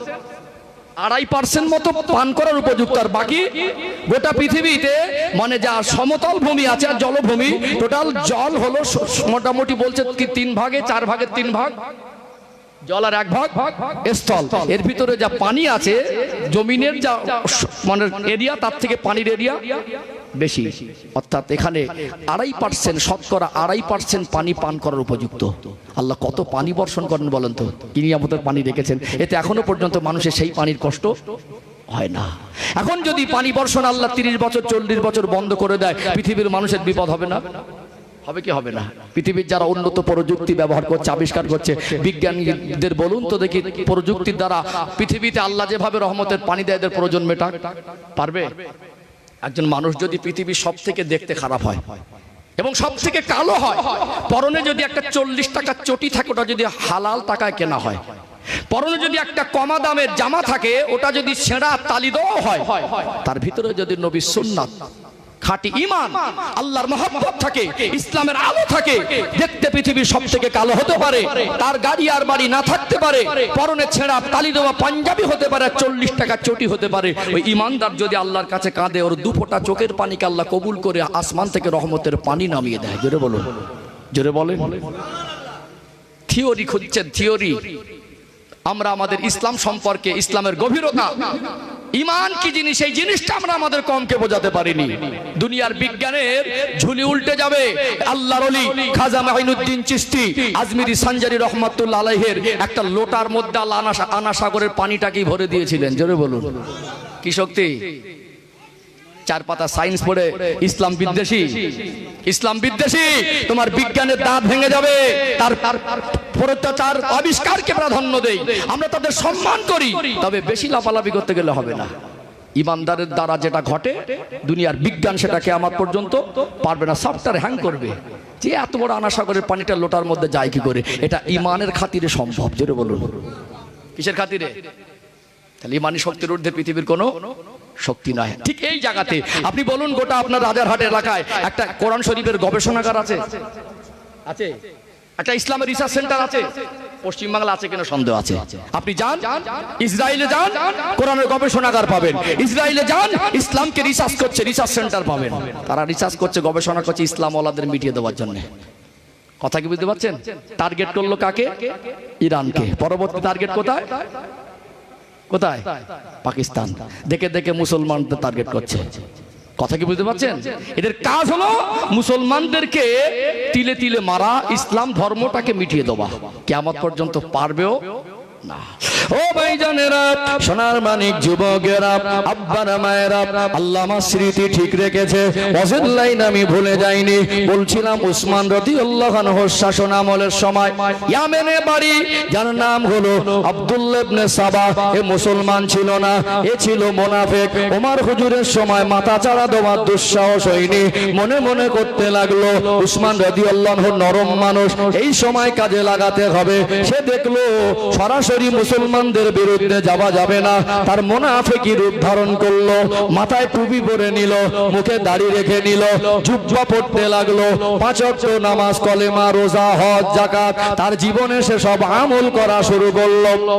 অর্থাৎ একজন মানুষ, তার উপরে খোলসটা মুসলমান, মুসলমান সে যে টাকাটা তার অভিনয়, কিন্তু তার উদ্দেশ্য ছিল মুসলমানদের ভিতরে অশান্তি বাঁধিয়ে দেওয়া। সে যখন খলিফার বিরুদ্ধে বিভিন্ন রকম মন্তব্য করতে শুরু করলো, সমালোচনা করতে শুরু করলো। আজকে সরকারের সমালোচনা যদি করে, সমাজে সে হাইলাইট হবে কি হবে না? কিছু মানুষ আর মুনাফিক মার্কা কিছু মানুষ তাকে সমর্থন করতে লাগলো। তার সমর্থনে বেশ কিছু মানুষ সাড়া দিল। এ মুনাফিক ভিতরে ভিতরে মুসলমান ছিল না, উপরের শ্বাসপাতটা ছিল মুসলমান। এর উদ্দেশ্য ছিল এই মুসলিম বিশ্বে অশান্তি সৃষ্টি করা। চলে আসলো ইয়ামান থেকে মদিনা শরীফে এসে মদিনার জমিনে তখন বহু বিশিষ্ট সাহাবীরা খলিফা উসমান রাদিয়াল্লাহু আনহুর শানে অনেক বাজে বাজে মন্তব্য করে, সমালোচনা করে। এই মুনাফিক আব্দুল্লাহ ইবনে সাবা একবার সরাসরি উসমান রাদিয়াল্লাহু আনহুকে বললেন, আমাকে আপনি একটা পদ দেন। বুঝতে পারছেন না? আমাকে আপনি একটা पद देन। हकीकत छुप नहीं सकती बनावट के असीलों से, खुशबू आ नहीं सकती कागज के फूलों से। हकीकत के बनावटी लुकिয়ে রাখা যায় না, আর কাগজের ফুল থেকে হकीकत ফুলের মতো খুশবু আসে না। ঠিক ও চালচলন আদর্শে সাহাবারা বুঝতে পারলেন এ হয়তো নামাজ পড়ছে, কলেমা পড়ছে, এর আবভাব কাজকর্মগুলো ইসলামের পক্ষে না, ইসলামের বিরুদ্ধে। একটা সময় সাহাবারা ওকে মদিনা থেকে বের করে দিল। তাহলে দেখলো মদিনায় গিয়ে সুযোগ কাজে লাগানো। কিন্তু তার যত দিন যাচ্ছে তার দলে লোক বাড়ছে, যত দিন যাচ্ছে তার দলে মুনাফিক মার্কা মানুষ তার দলে সাপোর্ট করছে। ওখান থেকে মদিনা থেকে চলে গেল মিশরে। মিশর অনেকটা মদিনা থেকে দূর। ওখানে গিয়ে অশান্তি বাঁধানোর চেষ্টা করলো কিছু মানুষকে নিয়ে। এক এক দিন এক এক রকম অশান্তি। মদিনা মিশরের যিনি গভর্নর ছিল তার বিরুদ্ধে অভিযোগ, তার বিরুদ্ধে অনেক রকম আবেদন। আর বারবার ওই গোষ্ঠী থেকে আব্দুল্লাহ ইবনে সাবার লোকজন থেকে এক এক সময় এক এক রকম চিঠি আসে মদিনায়। যেহেতু দুনিয়া তখনকার সময়ে প্রাদেশিক গভর্নরের বিরুদ্ধে নালিশ করতে গেলে হেডকোয়ার্টার মদিনায় খলিফার দরবারে করতে হবে। তিনি দায়িত্বে বসাবেন আর তিনি দায়িত্ব তো চ্যুত করবেন। এই জন্য মিশরে এতটা শান্তি বাঁধিয়ে দিল। এক এক সময় এক এক রকম অভিযোগ আর আবেদন। তখনকার সময় মিশরের গভর্নরের বিরুদ্ধে বারবার মদিনায় চিঠি আসে। গোটা মিশরটা এই মুনাফিকরা চক্রান্ত করে অশান্ত করে দিয়েছে। কোনো এলাকায় যদি অশান্তি হয় তাহলে ওই এলাকার নেতা যদি সামাল দিতে না পারে তার বিরুদ্ধে ভরি ভরি অভিযোগ আসে। এটা যেহেতু তিনি বাস্তবে অত খারাপ মানুষ ছিলেন না, অভিযোগ করে মুনাফিকরা অশান্ত বাঁধানোর চেষ্টা করছে। সেই জন্য উসমান আদম দেখলেন যদি একজনকে পরিবর্তন করে শান্তি ফিরে সেটা ভালো। তার নামে যখন অত অভিযোগ আসছে অন্য কাউকে বসাই। আর তখনকার সময় পদলোভী মানুষ ছিলেন না, বরং দায়িত্ব দিলে ভয় করতো, দায়িত্ব পালন না করলে আল্লাহর কাছে ধরা পড়বো। তাদের দায়িত্ব থাকার না থাকার মধ্যে কোনো আফসোস আর এহসাস ছিল না, বরং দায়িত্ব থাকলে বেশি বোঝা মনে করতেন। তো তানার অবর্তমানে তানাকে সরিয়ে দিয়ে নতুন একজনকে দায়িত্ব দেবেন। কে? হযরত আবু বকর সিদ্দিক রাদিয়াল্লাহু আনহু ছেলের নাম ছিল মোহাম্মদ ইবনে আবু বকর। হুজুরকে বলেন আপনি যান মদিনা থেকে। ওখানে গিয়ে কিছু মানুষ এই মুনাফিক গোষ্ঠীরা মদিনায় এসে আবেদন দিয়েছিল। এদেরকে বললো আপনারা এই নতুন গভর্নরকে নিয়ে যান, যিনি আছেন উনি সরে যাবেন আর উনি দায়িত্ব বসবেন আর অভিযোগ আবেদন আসবে না, আপনি গিয়ে সামাল দেন। তাহলে পরিবেশ সাজিয়ে গুছিয়ে ছেড়ে দিলেন। কিন্তু 3 মঞ্জিল যাওয়ার পরে রাস্তা একজন সন্দেহভাজন ব্যক্তিকে দেখতে পেলেন। তার চালচলন চাউনির গতি দেখে বুঝতে পারলো লোকটা কোনো অসৎ উদ্দেশ্য আছে। তাকে ধরে তার কাছে একটা চিঠি পেল। চিঠিতে লেখা ছিল, এখানে একটু ঘোর ফেস ভালো করে খেয়াল করুন, উসমান হুজুর নতুন গভর্নর করে দায়িত্ব দিয়ে পাঠাচ্ছেন শান্তি যাতে ফিরে আসে। কিন্তু চিঠিতে লেখা ছিল যে যারা মদিনা থেকে যাচ্ছে এবং নতুন গভর্নর যাচ্ছে এরা মিশরে পৌঁছানোর সাথে সাথে যেন কতল করা হয়। ওই চিঠিতে লেখা ছিল যিনি গভর্নর আছে তিনি এদের কতল করবেন। উসমান হুজুর নতুন গভর্নর করে দিচ্ছেন, আবার এরা যাওয়ার পরে কতল করার হুকুম দিতে পারেন। ওই চিঠিটা ডুপ্লিসিটি, চিঠিটা উসমান হুজুরের লেখা নয়, ওটা নকল করা হয়েছিল। এটাও ছিল মুনাফিকদের চক্রান্ত। যে ইসলাম ব্যবহার করত ওই ইসলামটা যদি কেউ চুরি করে ব্যবহার করে তাহলে কাছের মানুষ পারবে। কে পারবে? কাছের মানুষ। মুখ্যমন্ত্রী ইসলাম কি আমি পাবো? তার পাশের মানুষ পাবে। মারওয়ান বিন হাকামের প্রতি সন্দেহ হলো। এই চিঠি পাওয়ার পরে যারা যাচ্ছিলেন এরা মদিনায়, তারা কি আর মিশরে যাবে না ফিরে আসবে? ফিরে আসবে। মদিনায় এসে এই মুনাফিকরা গোটা মদিনাটা অশান্ত করে তুলেছে। আর সন্দেহ করে বলছে মারওয়ান বিন হাকামের কাজ, আমাদের কাছে মারওয়ান বিন হাকামকে তুলে দেন। আচ্ছা, জনগণের হাতে একজন ব্যক্তিকে তুলে দেওয়া যায়, খলিফা তুলে দিতে পারে। তার মানে তাকে নিয়ে যাচাই বাছাই করা হবে, তাকে নিয়ে মানে মোটামুটি দোষী কি নির্দোষী সেটা প্রমাণ করতে হবে। কারা দোষী তাদের খুঁজে বার করতে হবে, তবে তো বিচার হবে। কিন্তু বলছেন মুনাফিকদের একটা দাবি হলো যে মারওয়ান বিন হাকামকে আমাদের হাতে তুলে দেন। উসমান আদিল বলে আমি তুলে দিতে পারবো না। বুঝতে পেরেছেন যে চিঠিটা তার হাতের লেখা না, কিন্তু একজন ব্যক্তিকে চাইছে, এভাবে তো দেওয়া সম্ভব না।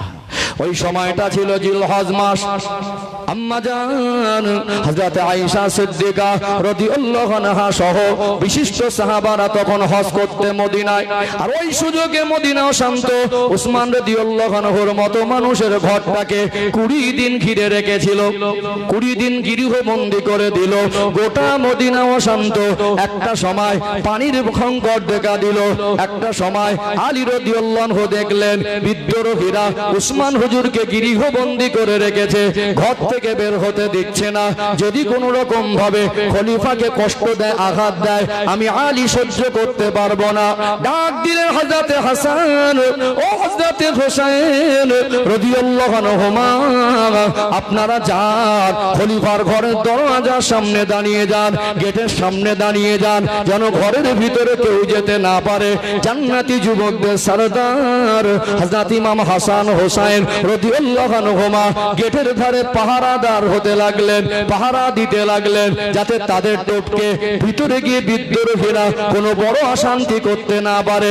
বলুন তো আলী হুজুর এবং ইমাম হাসান হোসেন রাদিয়াল্লাহু আনহুমা হুজুরদের সঙ্গে উসমান রাদিয়াল্লাহু আনহুর একটা আত্মীয়তার সম্পর্ক ছিল কি ছিল না? সম্পর্কে খালু, সম্পর্কে খালু। ইমাম হাসান হোসেন হুজুরের সঙ্গে উসমান রাদিয়াল্লাহু সম্পর্কে খালু। যেহেতু দরওয়াজার সামনে দাঁড়িয়ে হযরত ইমাম হাসান হযরত ইমাম হোসেন বিদ্রোহীরা দেখলো লম্বা সময় তাদের ঘরে আটকে রেখেছি, উসমান রাদিয়াল্লাহু আনহু বললেন, ও মদিনার মানুষ, তোমরা কেন এমন অশান্তি করো? তোমরা আমাকে কেন গৃহবন্দী করে রেখেছো? আমি তো অন্যায় কিছু করি নাই, এত অশান্তি কেন করছো? আজকে আমার ঘরে যা খাদ্য পানি ছিল ওই খাদ্য পানি শেষ হয়ে গেছে, তোমরা আমাকে একটু পানি দাও। উসমান রাদিয়াল্লাহু আনহুর শাহাদাতের করণ ছিল, তাকে সামান্য পানি দেওয়া হলো না। একটা সময় তাকে এমন পানির কষ্ট দেওয়া হলো, সেই কয়েক কুড়ি দিন যদি গৃহবন্দী হয়ে থাকে, বলুন তো সেই শান্তির ঘুম কি হবে? আর ঘুম ছাড়াও বাঁচবে না। যদি ঘুমায় তো ওটা আরামের ঘুম হবে না, আর না ঘুমিয়েও তো থাকা যায় না। মানসিক ভাবে ভেঙে পড়লেন, গভীর চিন্তায় পড়ে গেলেন। গোটা মদিনা অশান্ত, বিদ্রোহীরা ঘিরে রেখেছে, তন্দ্রাচ্ছন্ন ভাব। গভীর রাতে স্বপ্ন দেখেন গার নবী মার নবীর সঙ্গে উসমান রাদিয়াল্লাহু আনহুর দিদার হয়ে গেল। জোরে বলুন সুবহানাল্লাহ। আল্লাহ নবী একটা খানচা ইফতার নিয়ে একদিকে হযরত আবু বকর, অপরদিকে হযরত ওমর রাদিয়াল্লাহু আনহুমা। আল্লাহ নবী ডাকেন, ও হযরত উসমান এদিকে আসেন, আমি আপনাকে জন্য অপেক্ষা করছি, আপনি আসবেন, আপনাকে নিয়ে ইফতার করব। তিনি বুঝতে পারলেন যে আমার শাহাদাতের সময়টা অত্যন্ত অন্তিম আর করি, আমাকে রোজা অবস্থায় শাহাদাত বরণ করতে হবে। পানি পেলেন না, সেহরি করার মুখেও তাকে পানি দেওয়া হলো না। সকাল হয়ে গেল, তিনি কোরআন তেলাওয়াত করছিলেন। দরজার সামনে হযরত হাসান হোসেন বাইরে থেকে ধাক্কা দিয়ে ঢুকতে পারবে না, পাঁচিল টপকে এরিয়ায় ঢুকলেন। পিছনের জানালা ভেঙে উসমান রাদিয়াল্লাহু আনহুর ঘরে ঢুকে উসমান রাদিয়াল্লাহু আনহুকে তলোয়ার দিয়ে আঘাত করে উসমান হুজুরকে শহীদ করে দেওয়া হলো। উসমান হুজুরের বিবি একটু সামাল দিতে লাগলেন, হাতের আঙুল কবজিটা কেটে গেল। ফাসায়াকফিকাহুমুল্লাহ, এই আয়াতে গিয়ে উসমান হুজুরের রক্তটা লেগে গিয়েছিল। এমন মর্মান্তিক শাহাদাত উসমান রাদিয়াল্লাহু আনহুর মতো যেমন জান্নাতে সার্টিফিকেট প্রাপ্ত সাহাবী, নবী যাকে বলেছেন যে আমার সাহাবী উসমান, আল্লাহ জান্নাত তার নামে আমার আল্লাহ রেজিস্ট্রি করে দিয়েছেন, সেই রকম ব্যক্তিকে শহীদ করে দিলেন। ইন্না লিল্লাহি ওয়া ইন্না ইলাইহি রাজিউন। উসমান হুজুরকেও শহীদ করে দেওয়া হলো। কি চক্রান্ত ছিল কাদের? মুনাফিকদের। এখান থেকে আমি খুব বেশি সময় নেব না, কারণ পরিস্থিতি বুঝতে পারছেন, ঘটনা তো অনেকটা বৃহৎ। আমি আলী হুজুরের খেলাফত শাসন আমলটা শেষ করে কারবালার প্রান্তরে সমাপ্ত করব। আর আধ ঘন্টা অসুবিধা আছে নাকি? একটু হেসে হুজুর বললেন, বুঝতে পারছেন আলোচনা? বুঝতে পারছেন? তাহলে একটা বড় ক্ষতি হলো, মুনাফিকদের চক্রান্তে উসমান হুজুরের মতো মানুষকে শহীদ করা হয়েছে। হয়েছে না হয়নি? শহীদ করা হয়েছে না? তাহলে মূল অশান্তিটা শুরু হয়েছে এবং ওসমান হুজুরের সময় কার্যকর হয়েছে। উসমান হুজুর যখন শহীদ হয়ে গেলেন, তো কে খলিফা হবেন? একদল মানুষ বর্তমান সিরিয়ার দামেস্কে, তখন ওখানকার প্রাদেশিক গভর্নর ছিলেন হযরত আমিরে মুআবিয়া রাদিয়াল্লাহু আনহু, যিনি হলেন এজিদের আব্বা। ইনি কিন্তু নবীর সাহাবী, এনার শানে কোনো মন্তব্য নেই। সাহাবাদের শানে বাজে মন্তব্য করলে ঈমান চলে যাবে। কি চলে যাবে? ঈমান চলে যাবে। এই আমিরে মুআবিয়া রাদিয়াল্লাহু আনহু ছিলেন সিরিয়া দামেস্কের প্রাদেশিক গভর্নর। একদল মুনাফিক বলল আমরা খলিফা বলে যদি মানি তো আমিরে মুআবিয়া হুজুরকে মানব, এটা একটা দল। আবার একদল এই আব্দুল্লাহ ইবনে সাবার সাপোর্টের লোকজন এই মুনাফিকরা বলল যে আমরা উসমান হুজুরকে যারা শহীদ করেছে তাদের বিচার চাই। শহীদ করেছে কারা? ওরাই। আবার হাতের কাটা আঙুল আর রক্ত মাখা জামা নিয়ে বলছে আমরা আগে বিচার চাই। আবার একদল মানুষ বলছেন যে আলী হুজুরকেই খলিফা করব। কাকে? এরকম একটা পরিবেশে আলী হুজুর দেখছেন একটা মর্মান্তিক ঘটনা। এখন যদি খলিফার পদে কিছু কিছু বিশিষ্ট সাহাবী বলছেন যদি আলী হুজুরকে বলছেন আপনি বসেন, যদি না বসেন তাহলে মুনাফিকদের মধ্যে যদি কেউ ক্ষমতায় বসে ইসলামের একটা বৃহৎ ক্ষতি হবে না? কেন্দ্রে যদি একটা অসৎ ব্যক্তি বসে যায় দেশে শান্তি হবে? আজকে গোটা ভারতবর্ষে বিভিন্ন কোনায় মব লিঞ্চিং এর মতো ঘটনা ঘটছে না? ঘটছে না? যদি সরকার পক্ষ কঠোর হাতে সামলাতো, সে যেই ধর্মের হোক আর সংখ্যাগরিষ্ঠতা যতই বেশি হোক, সরকার যদি সামাল দিত কারুর গায়ে অন্যায়ভাবে হাত তুলে পিটিয়ে মারা সাহস পেত? আজকে ট্রেনের মধ্যে আমার বাংলায় যখন মুসলমান দেখে দেখে হেনস্থা করে, মারধর করে, সেখানে ধরে দাড়ি ধরে টানে, আমার দেশের সরকার পক্ষ এই বাংলা সরকার যদি কঠোর হাতে সামলাতো দ্বিতীয়বার ওই রকম দুঃসাহস কেউ পেত? বুঝতে পারছেন না? সব ডাল মে কুছ কালা হয়। আমি রাজনীতির নেতা না, রাজনীতির বক্তব্য করি না। এগুলো মানে সরকার পক্ষের একটা মানে অযোগ্যতা। কথা বুঝতে পারছেন? এরা যদি চায় তো দেশে শান্তি থাকবে, না চাইলে দেশে শান্তি থাকবে না। বিশিষ্ট সাহাবীরা বললেন, এখন আম্মাজান সহ অনেক দামি দামি সাহাবীরা, সম্মানী সাহাবীরা সব হজ পাকে গেছেন। এই মুহূর্তে আলী হুজুরকে বলছেন আপনার খলিফার স্টারিং ধরা দরকার। তখনকার সময় বিশিষ্ট সাহাবীরা আলী হুজুরকে বললেন আপনি যোগ্য, আপনি বসুন। আলী হুজুর দেখছেন সত্যি যদি না বসে ওরা যদি কেউ বসে যায় তো ইসলামের একটা বড় ক্ষতি হবে। এই সিচুয়েশন আলী হুজুর খলিফা নির্বাচন হলেন। আর একদল মুনাফিক দেখলো যে আলী হুজুর হলো ওয়াকদাহুম আলী, ইনি ন্যায় বিচারক, ইনি যদি খেলাফতে বসেন তো এত তাড়াতাড়ি বিচার করবেন না, পরিস্থিতি সামাল দেবেন, একটা লং প্রসেস লাগবে, তদন্ত করবেন, দোষীদেরকে তারা চিহ্নিত করবেন, তারপরে তাদের সাজা দেবেন। আলী হুজুর যদি লং টাইম নেন, এরকম যদি খলিফা হয় তাহলে এর মধ্যে আমরা প্ল্যানটা আবার পাল্টে ফেলবো। মুনাফিকরা বলল ঠিক আছে আমরাও আলীকে মানি, আলী হুজুর যদি হয় তাহলে তাড়াতাড়ি হট টেম্পারি করে কিছু করবেন না, তার সময় আমরা পাল্টে নেবো। এই সময় আলী হুজুর একদিকে খলিফা আর একদিকের মানুষ বললো আমরা মানতে হয় আমিরে মুআবিয়া হুজুরকে মানবো। অলরেডি তখন দুটো দল অলরেডি। আবার একদল মুনাফিক গিয়ে বলছে এই দেখ আম্মাজান আয়েশা তো নেই, অনেক সাহাবারা নেই, এই আলী হুজুরের সঙ্গে মা আয়েশার বাদিয়ে দেবো। এরা মা আয়েশার কাছে একটা দল এসে বলছে আপনার জামাই উসমান হুজুরকে শহীদ করে দিয়েছে আলী হুজুরের লোকজন। কত বড় মুনাফিকি চাল, বুঝতে পারছেন? ওরাই শহীদ করেছে, আবার আলী হুজুরের নামে বদনাম দিচ্ছে তিনি খলিফা হওয়ার জন্য। আপনি নেই, মদিনা থেকে চলে এসেছেন হজে, আর আপনার জামাই আলী হুজুর খলিফা হওয়ার জন্য উসমান হুজুরকে শহীদ করেছে। এটা কি হতে পারে? এটা হতে পারে না। মা আয়েশাকে ভুল বোঝাল না। আলী হুজুর খবর পেলেন একদল মুনাফিক মা আয়েশাদেরকে ভুল বোঝাচ্ছে, তাহলে মা আয়েশার সঙ্গে আমাকে দেখা করে বিষয়টাকে সলভ করা দরকার না, তার অশান্তি হবে। একটা সময় আলী হুজুর বেরিয়ে পড়লেন লোকজন নিয়ে, মা আয়েশার সঙ্গে দেখা করবেন। সন্ধ্যার কাছাকাছি একটা জায়গায় গিয়ে মুখোমুখি হলেন, বিষয় সবকিছু বললেন যে মদিনায় এরকম একটা অশান্ত হয়ে গেছে, আজকে মুনাফিকরা গভীর ষড়যন্ত্র করেছে। বললেন আমরা মদিনায় ফিরে গিয়ে বিষয়টা সবাই মিলে দেখব। রাতের বেলা মীমাংসা হয়ে গেছে, কিন্তু দুদিকে দুটো তাঁবুতে কাফেলার মানুষ, মুনাফিকদের ঘুম হয় নাই। যদি মিটে যায় তো শ্বশুরি জামাই তো আমাদের ধরা পড়ে যেতে হবে, তো মিটতে দেবো না। দুটো ভাগ হয়ে গেল মুনাফিকরা, একদল থাকলো আলী হুজুরের দিকে আর একদল থাকলো মা আয়েশার দিকে। রাতের বেলা আচমকাই মুনাফিকরা তীর ছুটছে, এদিকে তীর ওদিকে তীর। যেই তীরের বর্ষণ শুরু হয়েছে আলী হুজুরের লোকজন ছুটছে না, এই মুনাফিকরা। মা আয়েশাকে বলতে দেখেছেন সন্ধ্যাবেলা আপনার সঙ্গে আলী হুজুর মিষ্টি মিষ্টি কথা বলেছে যে মদিনায় গিয়ে সব মীমাংসা হবে, আর রাতের বেলা আপনার উপরে তীর বর্ষণ করছে। এইরকম একটা ভুল বোঝাবুঝিতে এই মুনাফিকরা চক্রান্ত করে একটা যুদ্ধের সম্মুখীন হতে হলো। গভীর যুদ্ধ বেঁধে গেল, একটা তুমুল যুদ্ধের পরিস্থিতি তৈরি হলো। আলী হুজুর বীর যোদ্ধা ছিলেন, যুদ্ধ থামাতে গিয়ে মা আয়েশা যে উটের পিঠে সাওয়ারি হিসেবে ছিলেন, উটের পা কেটে দিয়ে যুদ্ধ থামিয়েছিলেন। এই জন্য যুদ্ধটার নাম হলো জঙ্গে জামাল বা উষ্টিরি বা উটের যুদ্ধ বলে খ্যাত লাভ করেছে। অর্থাৎ এই যুদ্ধে 20,000-এর মতো মুসলমান শহীদ হয়েছে। মুনাফিকরা ক্ষতি করেছে না করেনি? যুদ্ধ থামিয়ে দিয়ে মা আয়েশা বললেন তীর তো আমার লোকও মারিনি আর আপনার লোকও মারিনি, এতে মা আয়েশাকেও দোষী করা যায় না আর আলী হুজুরকে দোষী করা যায় না। যারা দুই পক্ষ থেকে তীর ছুঁড়েছিল এই মুনাফিকরা ভাগাভাগি হয়েছিল। এই জঙ্গে জামাল হলো। তারপরে মা আয়েশা আলী হুজুর সব মদিনায় ফিরে আসলেন, কিন্তু মুনাফিকরা দেখলো এক্ষুনি মুসলমানদের শান্তিতে ঐক্য হতে দেব না। একদল বলল আমাদের খলিফা আমিরে মুআবিয়া, আর একদল বলল আলী। তাহলে অলরেডি দুটো ভাগ হয়ে আছে না? দুটো ভাগ হয়ে আছে। এর মধ্যে ইস্তেহাদগত একটা বিষয় নিয়ে এই ভাগাভাগিকে কেন্দ্র করে এখানে যখন একটা মুসলমানদের ভিতরে দলাদলি হচ্ছে, তখন কিছু কিছু বিশিষ্ট সাহাবীরা বললেন যে একটা মীমাংসা আসা দরকার, দুজনেই ইস্তফা দেখ, নতুনকে খলিফা হোক, তাহলে আর দলাদলি থাকবে? দলাদলি থাকবে না। তাহলে ইস্তফা ঘোষণা দিতে হবে। কে দেবে? আমিরে মুআবিয়া হুজুরের পক্ষ থেকে যিনি ঘোষণা দেবেন তার নাম হলো হযরত আমর ইবনুল আস। আর আলী হুজুরের পক্ষ থেকে যে ইস্তফা ঘোষণা দেবে তার নাম হলো হযরত আবু মুসা আশআরী রাদিয়াল্লাহু আনহু। ইনি বয়োজ্যেষ্ঠ সাহাবী ছিলেন। তাহলে একটা মঞ্চে তৈরি হলো, অনেক লোকজন আসলো। ইনি খলিফার পক্ষ থেকে ইস্তফা দেবেন, উনি খলিফার পক্ষ থেকে ইস্তফা দেবেন, নতুন খলিফা আসবেন, তাহলে দলাদলিটা মিটে যাবে। এই দুজনের সামনাসামনি হয়ে আমর ইবনুল আস বলছেন আবু মুসা আশআরী হুজুরকে যে আপনি আগে বলুন। তো বয়স্ক মানুষ, ঠিক আছে, তিনি যা যুক্তি তাই। তিনি বললেন আলী হুজুরের পক্ষ থেকে আমি ঘোষণা দিচ্ছি, আজ থেকে আলী হুজুর খলিফা পদের ইস্তফা দিচ্ছেন। তানাকে একই কথা বলা দরকার ছিল। সঙ্গে সঙ্গে পাল্টি খেয়ে বললেন আলী হুজুর যখন ইস্তফানামা দিয়ে তিনি খলিফা পদ পদত্যাগ করেছেন, আমি আমিরে মুআবিয়া হুজুরকে মুসলিম বিশ্বের জন্য খলিফা ঘোষণা করছি। একদম পাল্টি খেয়ে গেল।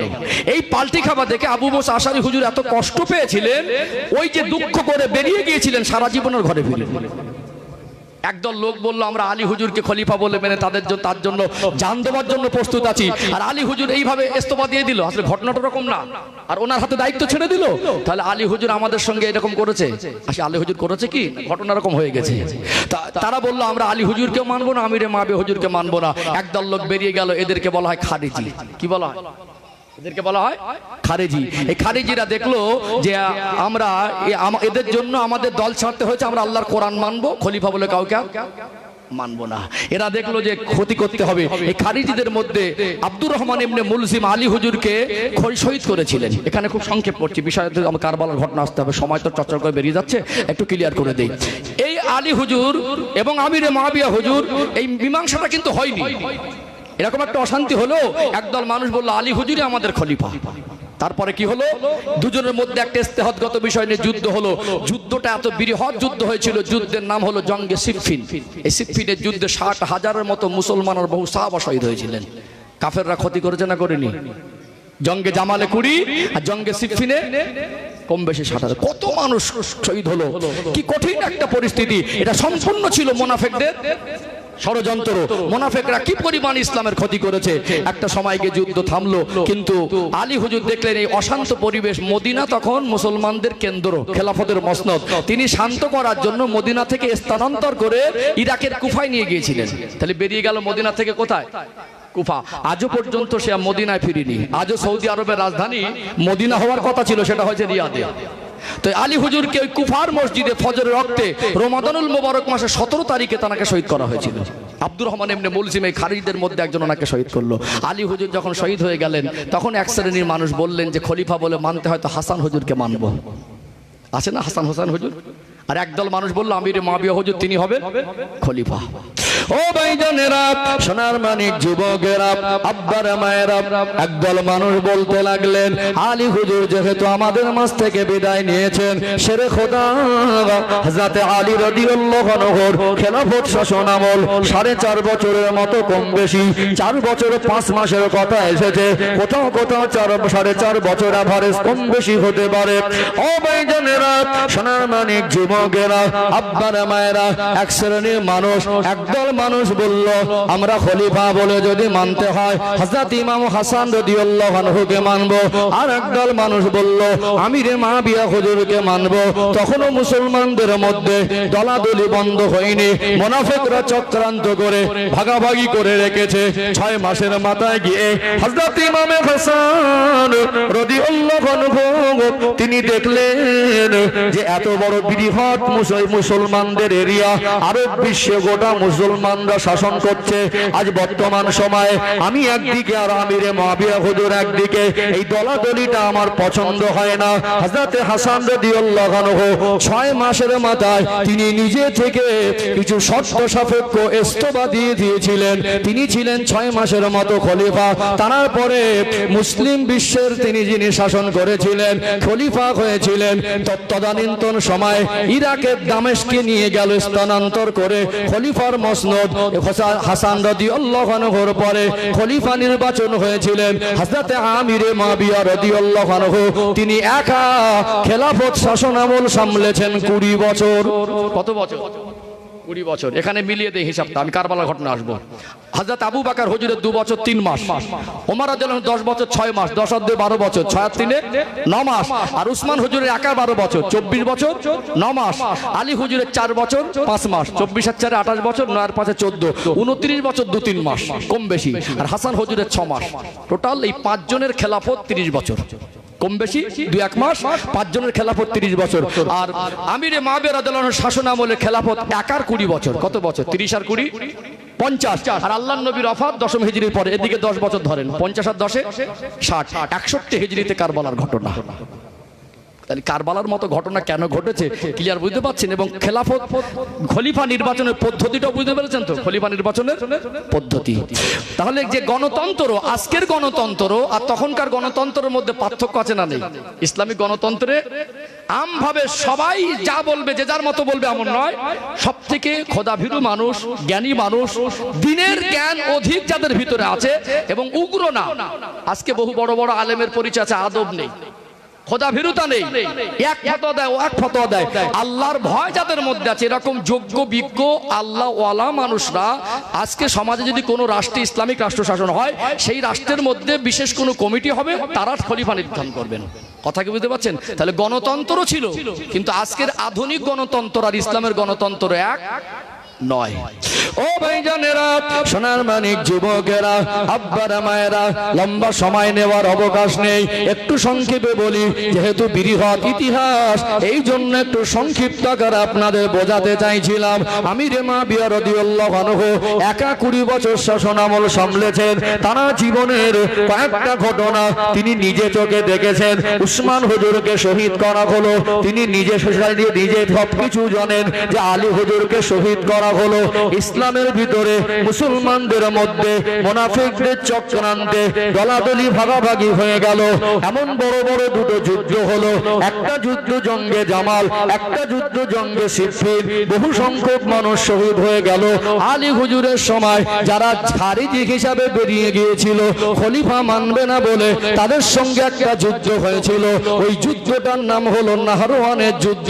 ও ভাইরা বাবাজিরা, এক সময় হযরত আমিরে মাবিয়া রাদিয়াল্লাহু আনহু বলতে লাগলেন, কিছু বিশিষ্ট সাহাবীদের নিয়ে পরামর্শ করতে লাগলেন যে আবার আমার মারা যাবার পরে কে খলিফা হবে। খলিফা নির্বাচনকে নিয়ে যদি আবার মুসলমানদের মধ্যে দলাদলি হয়, রক্তক্ষয়ী যুদ্ধ হয়, সেটা খারাপ পজিশন হবে। তবে আমার জায়গায় যদি আমার ছেলে এজিদকে বসিয়ে দিয়ে যাই তো কেমন হবে? কি হবে? এজিদকে যদি বসিয়ে দিয়ে যাইতো। মদিনার বিশিষ্ট সাহাবীরা বললেন, আপনি কাউর নাম বলে যাচ্ছেন বা আমরা আমাদের নিয়ে মাশারা করছেন, এটা পদ্ধতি। কিছু বিশিষ্ট মানুষকে নিয়ে মাশারা করছেন, এটা পদ্ধতি। কিন্তু বাপের জায়গায় ছেলে, এটা পদ্ধতি? বাপের জায়গায় ছেলে, এটা পদ্ধতি না। আপনি যদি এজিদ ছাড়া অন্য কারোর নাম বলতেন, অনেক বিশিষ্ট সাহাবারা আছেন না, হযরত হাসান হোসেন হুজুর আছেন, তাহলে ওই সময় যদি ছেলের নাম না করে অন্য কারো বা কি একটা প্রসঙ্গ হতো, সাহাবারা হয়তো সমর্থন দিতেন। তিনি বললেন না, বাপের জায়গায় ছেলেটা আমরা সমর্থন দিতে পারবো না। এই জায়গাটা একটা অমীমাংসিত থেকে গিয়েছিল। আর ঠিক সেই জায়গা থেকে 60 হিজরিতে যখনই আলী আমিরে মাবিয়া হুজুর ইন্তেকাল করলেন, ঠিক সেই সময় এজিদ সরাসরি খেলাফতের মসনদে বসে গেল। এসে সরাসরি খেলাফতের মসনদে বসে গেল। তবে এখানে 2 মিনিটে ইমাম হাসান হুজুরের শহীদের ঘটনাটা বলে দেই। যখন দেখলো যে আব্বার পরে যদি আমাকে মসনদে বসতে হয়, তো আমার পথের কাঁটা হলো ইমামে হাসান রাদিয়াল্লাহু আনহু। তিনি হায়াতে আছেন, তানাকে বাদ দিয়ে আমাকে খলিফা বলে মানবে না। অর্থাৎ তানার একটা স্ত্রী ছিল যার নাম হলো জাদা। তানাকে মাধ্যম করে বিভিন্ন প্রলোভন দেখে তার দ্বারা হাসান হুজুরকে একাধিকবার বিষ পান করানো হয়েছিল। শেষবারে এত কঠিন বিষ পান করানো হয়েছিল, ওই বিশেষ তেজে হযরত হাসান রাদিয়াল্লাহু তিনি শহীদ হয়ে গিয়েছিলেন 50 হিজরিতে। এটাও ছিল একটা ষড়যন্ত্র। তারপরে হাসান হুজুর চলে যাওয়ার পরে বাকি আছেন কে? হোসেন হুজুর। আর বহু জান্নাতে সার্টিফিকেট প্রাপ্ত সাহাবীদের মধ্যে কয়েকজন চলে গেল, তখন কয়েকজন আছেন, বিশিষ্ট সাহাবারা আছেন। আর আমিরে মাবিয়া হুজুর ইন্তেকালের পরপরই খেলাফতের মসনদে বসে গেল কে? এজিদ। এটা তো নিয়ম না, এটা তো নিয়ম না। সেই মুসলমানদের ভিতরে আবার দলাদলি, একদিকে হযরতে আমিরে মুআবিয়া হুজুরের ওফাত হয়ে গেল, কিন্তু ইমামে হোসাইন রাদিয়াল্লাহু আনহুকে একদল মানুষ বলল খলিফা বলে যদি মানতে হয় আমরা ইয়াজিদকে খলিফা বলে মানব না, খলিফা বলে যদি মানতে হয় তো ইমামে হোসাইন জান্নাতি যুবকদের সরদার, তিনি হলেন খলিফা হওয়ার হকদার, নেতা বলে মানতে হয় তানাকে মানব। এই রকম একটা পরিস্থিতি। কুফার জমিন থেকে বর্তমান ভৌগোলিক ম্যাপের অবস্থান যেটা হলো ইরাক, ইরাকের একটা জায়গা, ওই জায়গার নাম হলো কুফা। কুফার মানুষ চিঠি লিখতে লাগলো আমরা ইয়াজিদকে খলিফা বলে মানব না, আপনি চলে আসুন, আপনি হবেন আমাদের খলিফা। ইমাম হোসাইন রাদিয়াল্লাহু আনহু ভাবলেন এখন আমি কি করি, আমি যদি তাদের ডাকে সাড়া না দেই তো বাপের জায়গায় ছেলে পরবর্তী সময়ে তার ছেলে বসে যাবে, পরবর্তী সময়ে তার ছেলে বসে যাবে, এটা তো একরকম রাজতন্ত্র। ইসলামের একটা আইনকে পাল্টে দিয়ে নতুন আইন প্রতিষ্ঠিত হবে, এটা কোনো আল্লাহর মহব্বতের বান্দা, কোনো ইসলাম দরদি মানুষ মেনে নিতে পারে না। যেহেতু ইসলাম প্রতিষ্ঠিত পিছনে আমার রাসূলুল্লাহ যেমন মেহনত, সাহাবাদের জান মালের কুরবানি আছে না নেই।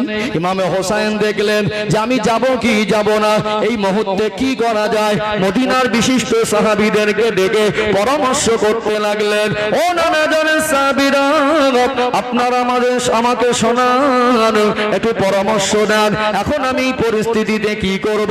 কিছু কিছু সাহাবী বললেন আপনি যেতে পারেন, কিন্তু আপনার জন্য এখানে ইসলামের দৃষ্টিকোণ থেকে আপনার দায়িত্ব আছে, আপনি যেতে পারেন।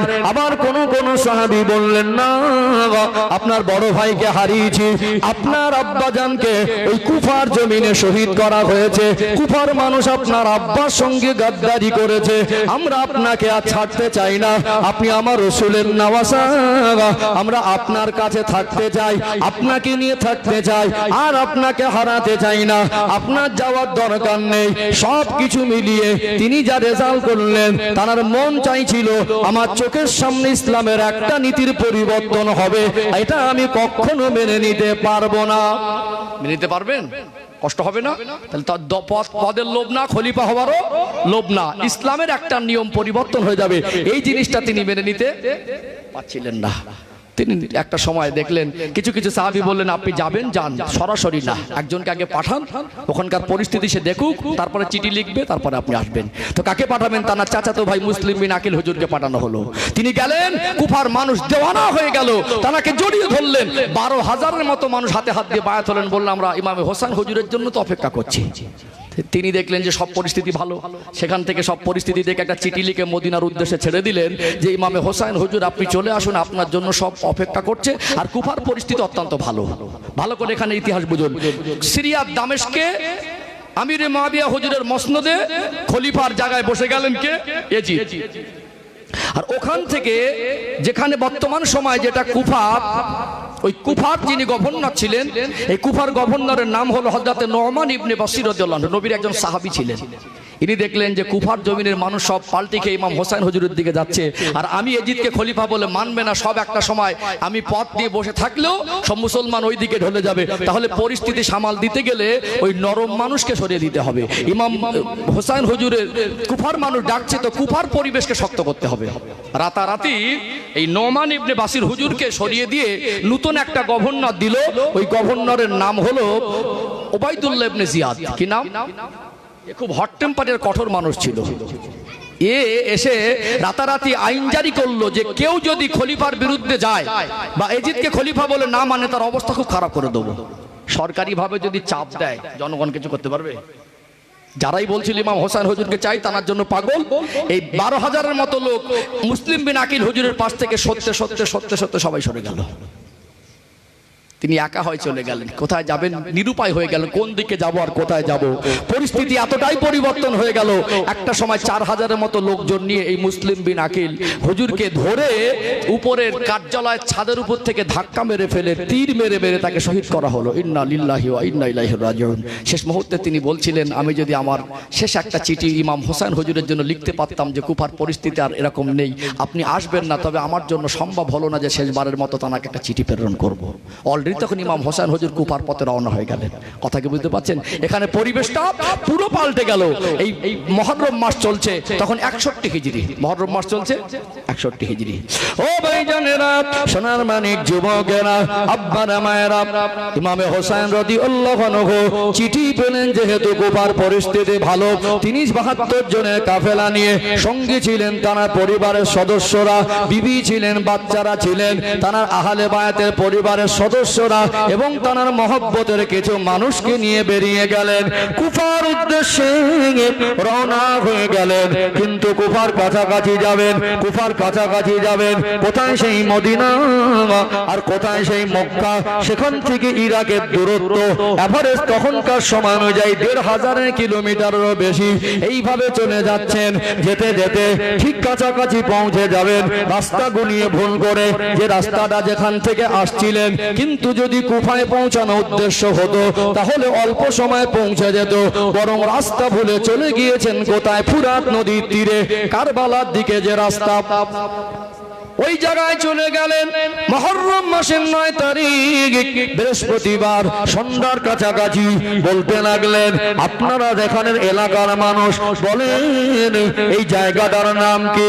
তারা বললেন এই জায়গাটার নাম হলো কারবালা। আপনারা কোথায় যাবেন? কিছু কিছু মানুষ দেখে চিনতে পেরে গেলেন ইনি তো রাসূলুল্লাহর নওয়াসা। যেহেতু কুফার পরিবেশ পাল্টে গেছে, উবাইদুল্লাহ ইবনে জিয়াদ সে প্রাদেশিক গভর্নর হয়ে শক্ত হাতে সামাল দিচ্ছেন, নতুন নতুন আইন পাশ করছেন। এখন কি করা যায়? আপনি কেন এখানে এসেছেন? আপনি মদিনায় ফিরে যান। কঠিন পরিস্থিতি তৈরি হয়ে গেল। কিন্তু ইমাম হোসেন রাদিয়াল্লাহু আনহু দেখলেন এখন কি করা যায়। সাথী সঙ্গীদের নিয়ে পরামর্শ করলেন, বললেন আপনার ভাইকে শহীদ করা হলো, এখন কি করবেন? হযরত ইমামে হোসেন রাদিয়াল্লাহু আনহু তিনি যে ফিরে যাবেন এমন একটা সময় পরামর্শতে উঠে আসলো। ওই কাফেলায় ছিল মুসলিম বিন আকিল হুজুরের আপন ভাই, নিজের ভাই শহীদ হয়েছে। তিনি বলতে লাগলেন, ও হযরত ইমাম হোসেন, আপনি কাফেলা নিয়ে মদিনায় ফিরে গেলে আমি যাব না, কেননা আমার মায়ের পেটের ভাইকে শহীদ করেছে, আমাকে ওই জায়গায় যেতে হবে।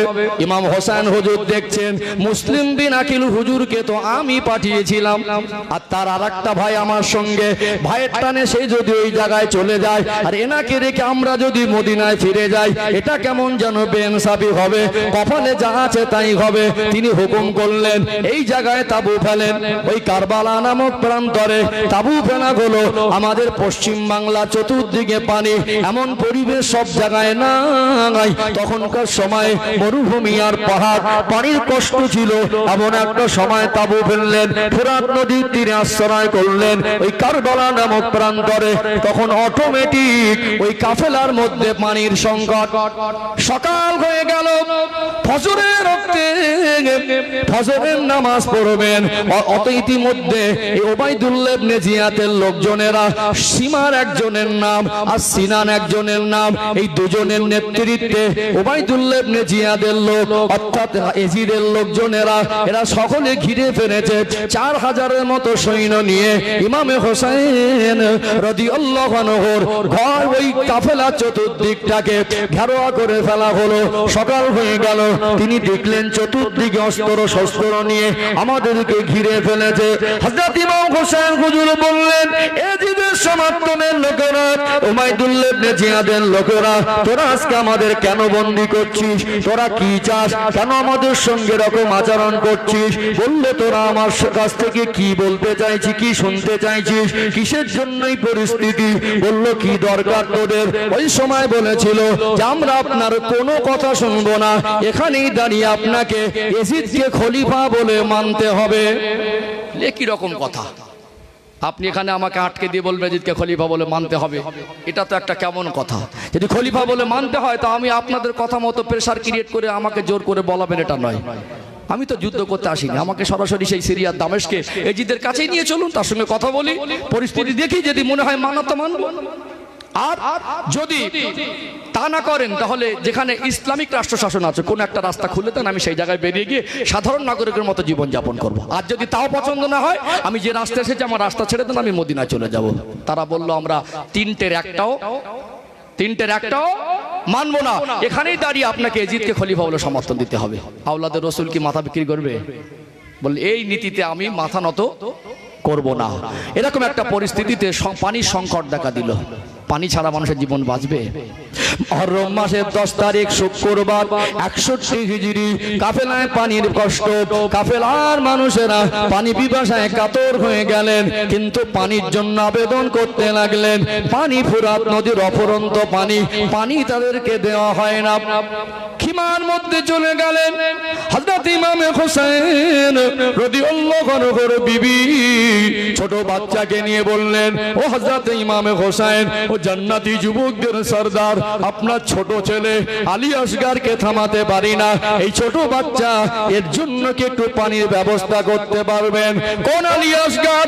কিতাবের বর্ণনা এসেছে ওই ছোট বাচ্চা ইমাম হোসেন হুজুরের ছোট ছেলে আলী আসগারের চেহারা মোবারককে আমার আল্লাহ এত সুন্দর করে বানিয়েছিলেন, আমার রাসূলুল্লাহ চেহারা নাক নকশার সঙ্গে আলী আসগার হুজুরের চেহারার হুবহু মিল পাওয়া যেত। জোরে বলুন সুবহানাল্লাহ।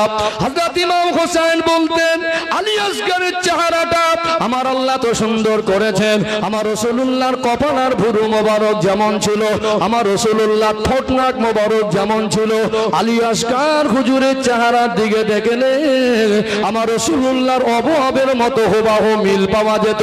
এই ছোট বাচ্চাকে হাতে নিয়ে খিমার মধ্যে থেকে বেরিয়ে বাচ্চাকে উঁচু করে ধরে এজিদের লোকজনদেরকে বলেছিল, এ বাইতুল্লাহ ইবনে জিয়াদের লোকেরা, দেখ দেখ এই ছোট বাচ্চা আলী আসগার, এটা হলো আওলাদে রাসূল, আমাকে নিয়ে তোদের অনেক বোঝাপড়া থাকতে পারে, এই ছোট বাচ্চার তো কোনো দোষ নাই, আজকে আওলাদে রাসূলের জন্য তোরা যদি একটু পানির ব্যবস্থা করে দিস, আমার নানা জানকে আমার আল্লাহ হাউজে কাউসার দান করেছেন, ওই হাউজে কাউসারের পানি তোদেরকে পান করাবো।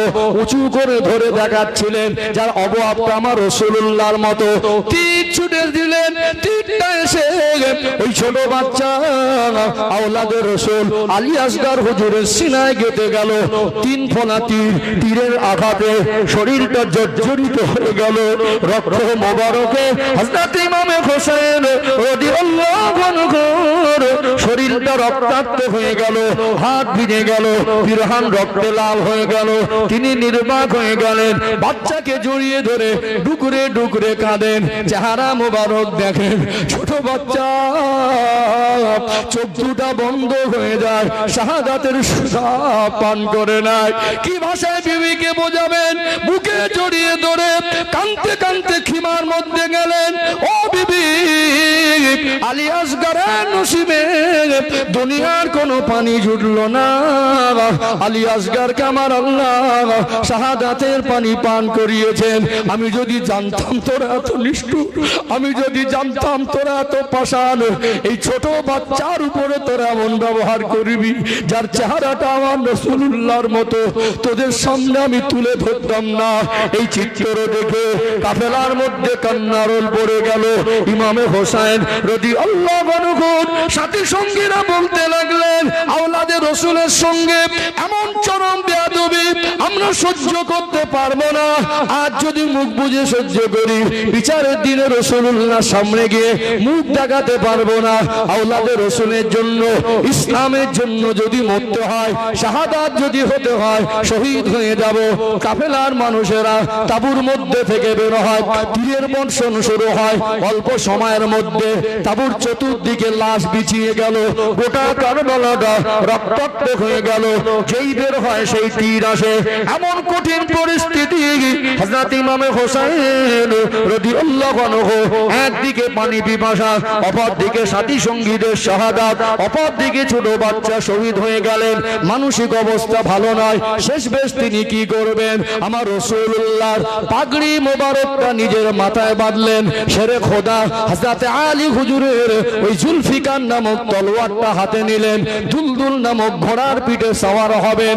এবারে সীমা থেকে বেরিয়ে ঘোড়ার পিঠে উঠে চতুর্দিকে লোকজনে ঘিরে রেখেছে যখন বয়ান করছিলেন, ওই সময় ইমামে হোসেন হুজুরকে দূর থেকে দেখে মনে হচ্ছিল আমার রাসূলুল্লাহ সবুজ পাগড়ি বেঁধে বদরের প্রান্তরে ঘোড়ার পিঠে সওয়ার হয়ে যেমন ভাবে নেতৃত্ব দিচ্ছিলেন, ইমাম হোসেন হুজুরকে দূর থেকে মনে হয় যেন স্বয়ং আমার রাসূলুল্লাহ এসে হাজির হয়ে গেছে, এমনটাই দূর থেকে দেখাচ্ছে।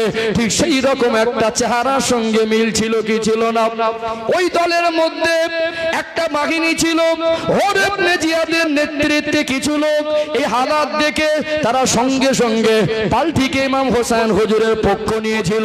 ইমাম হোসেন হুজুর বলেছিল, তোরা কি চাস? এমন করে তোরা আমার সাথী সঙ্গীকে আর আওলাদে রসুলকে শহীদ করে দিয়েছিস, তবে তোরা একটু শুনে যা, আমার পানি পিপাসা লেগেছে। ঘোড়া লাগাম ধরে টানে, অবলা পশু সেও যেন কদম তুলতে চায় না। এরা হলো বেয়াদব, আওলাদে রসুলের শানে এমন বেয়াদবি করছে।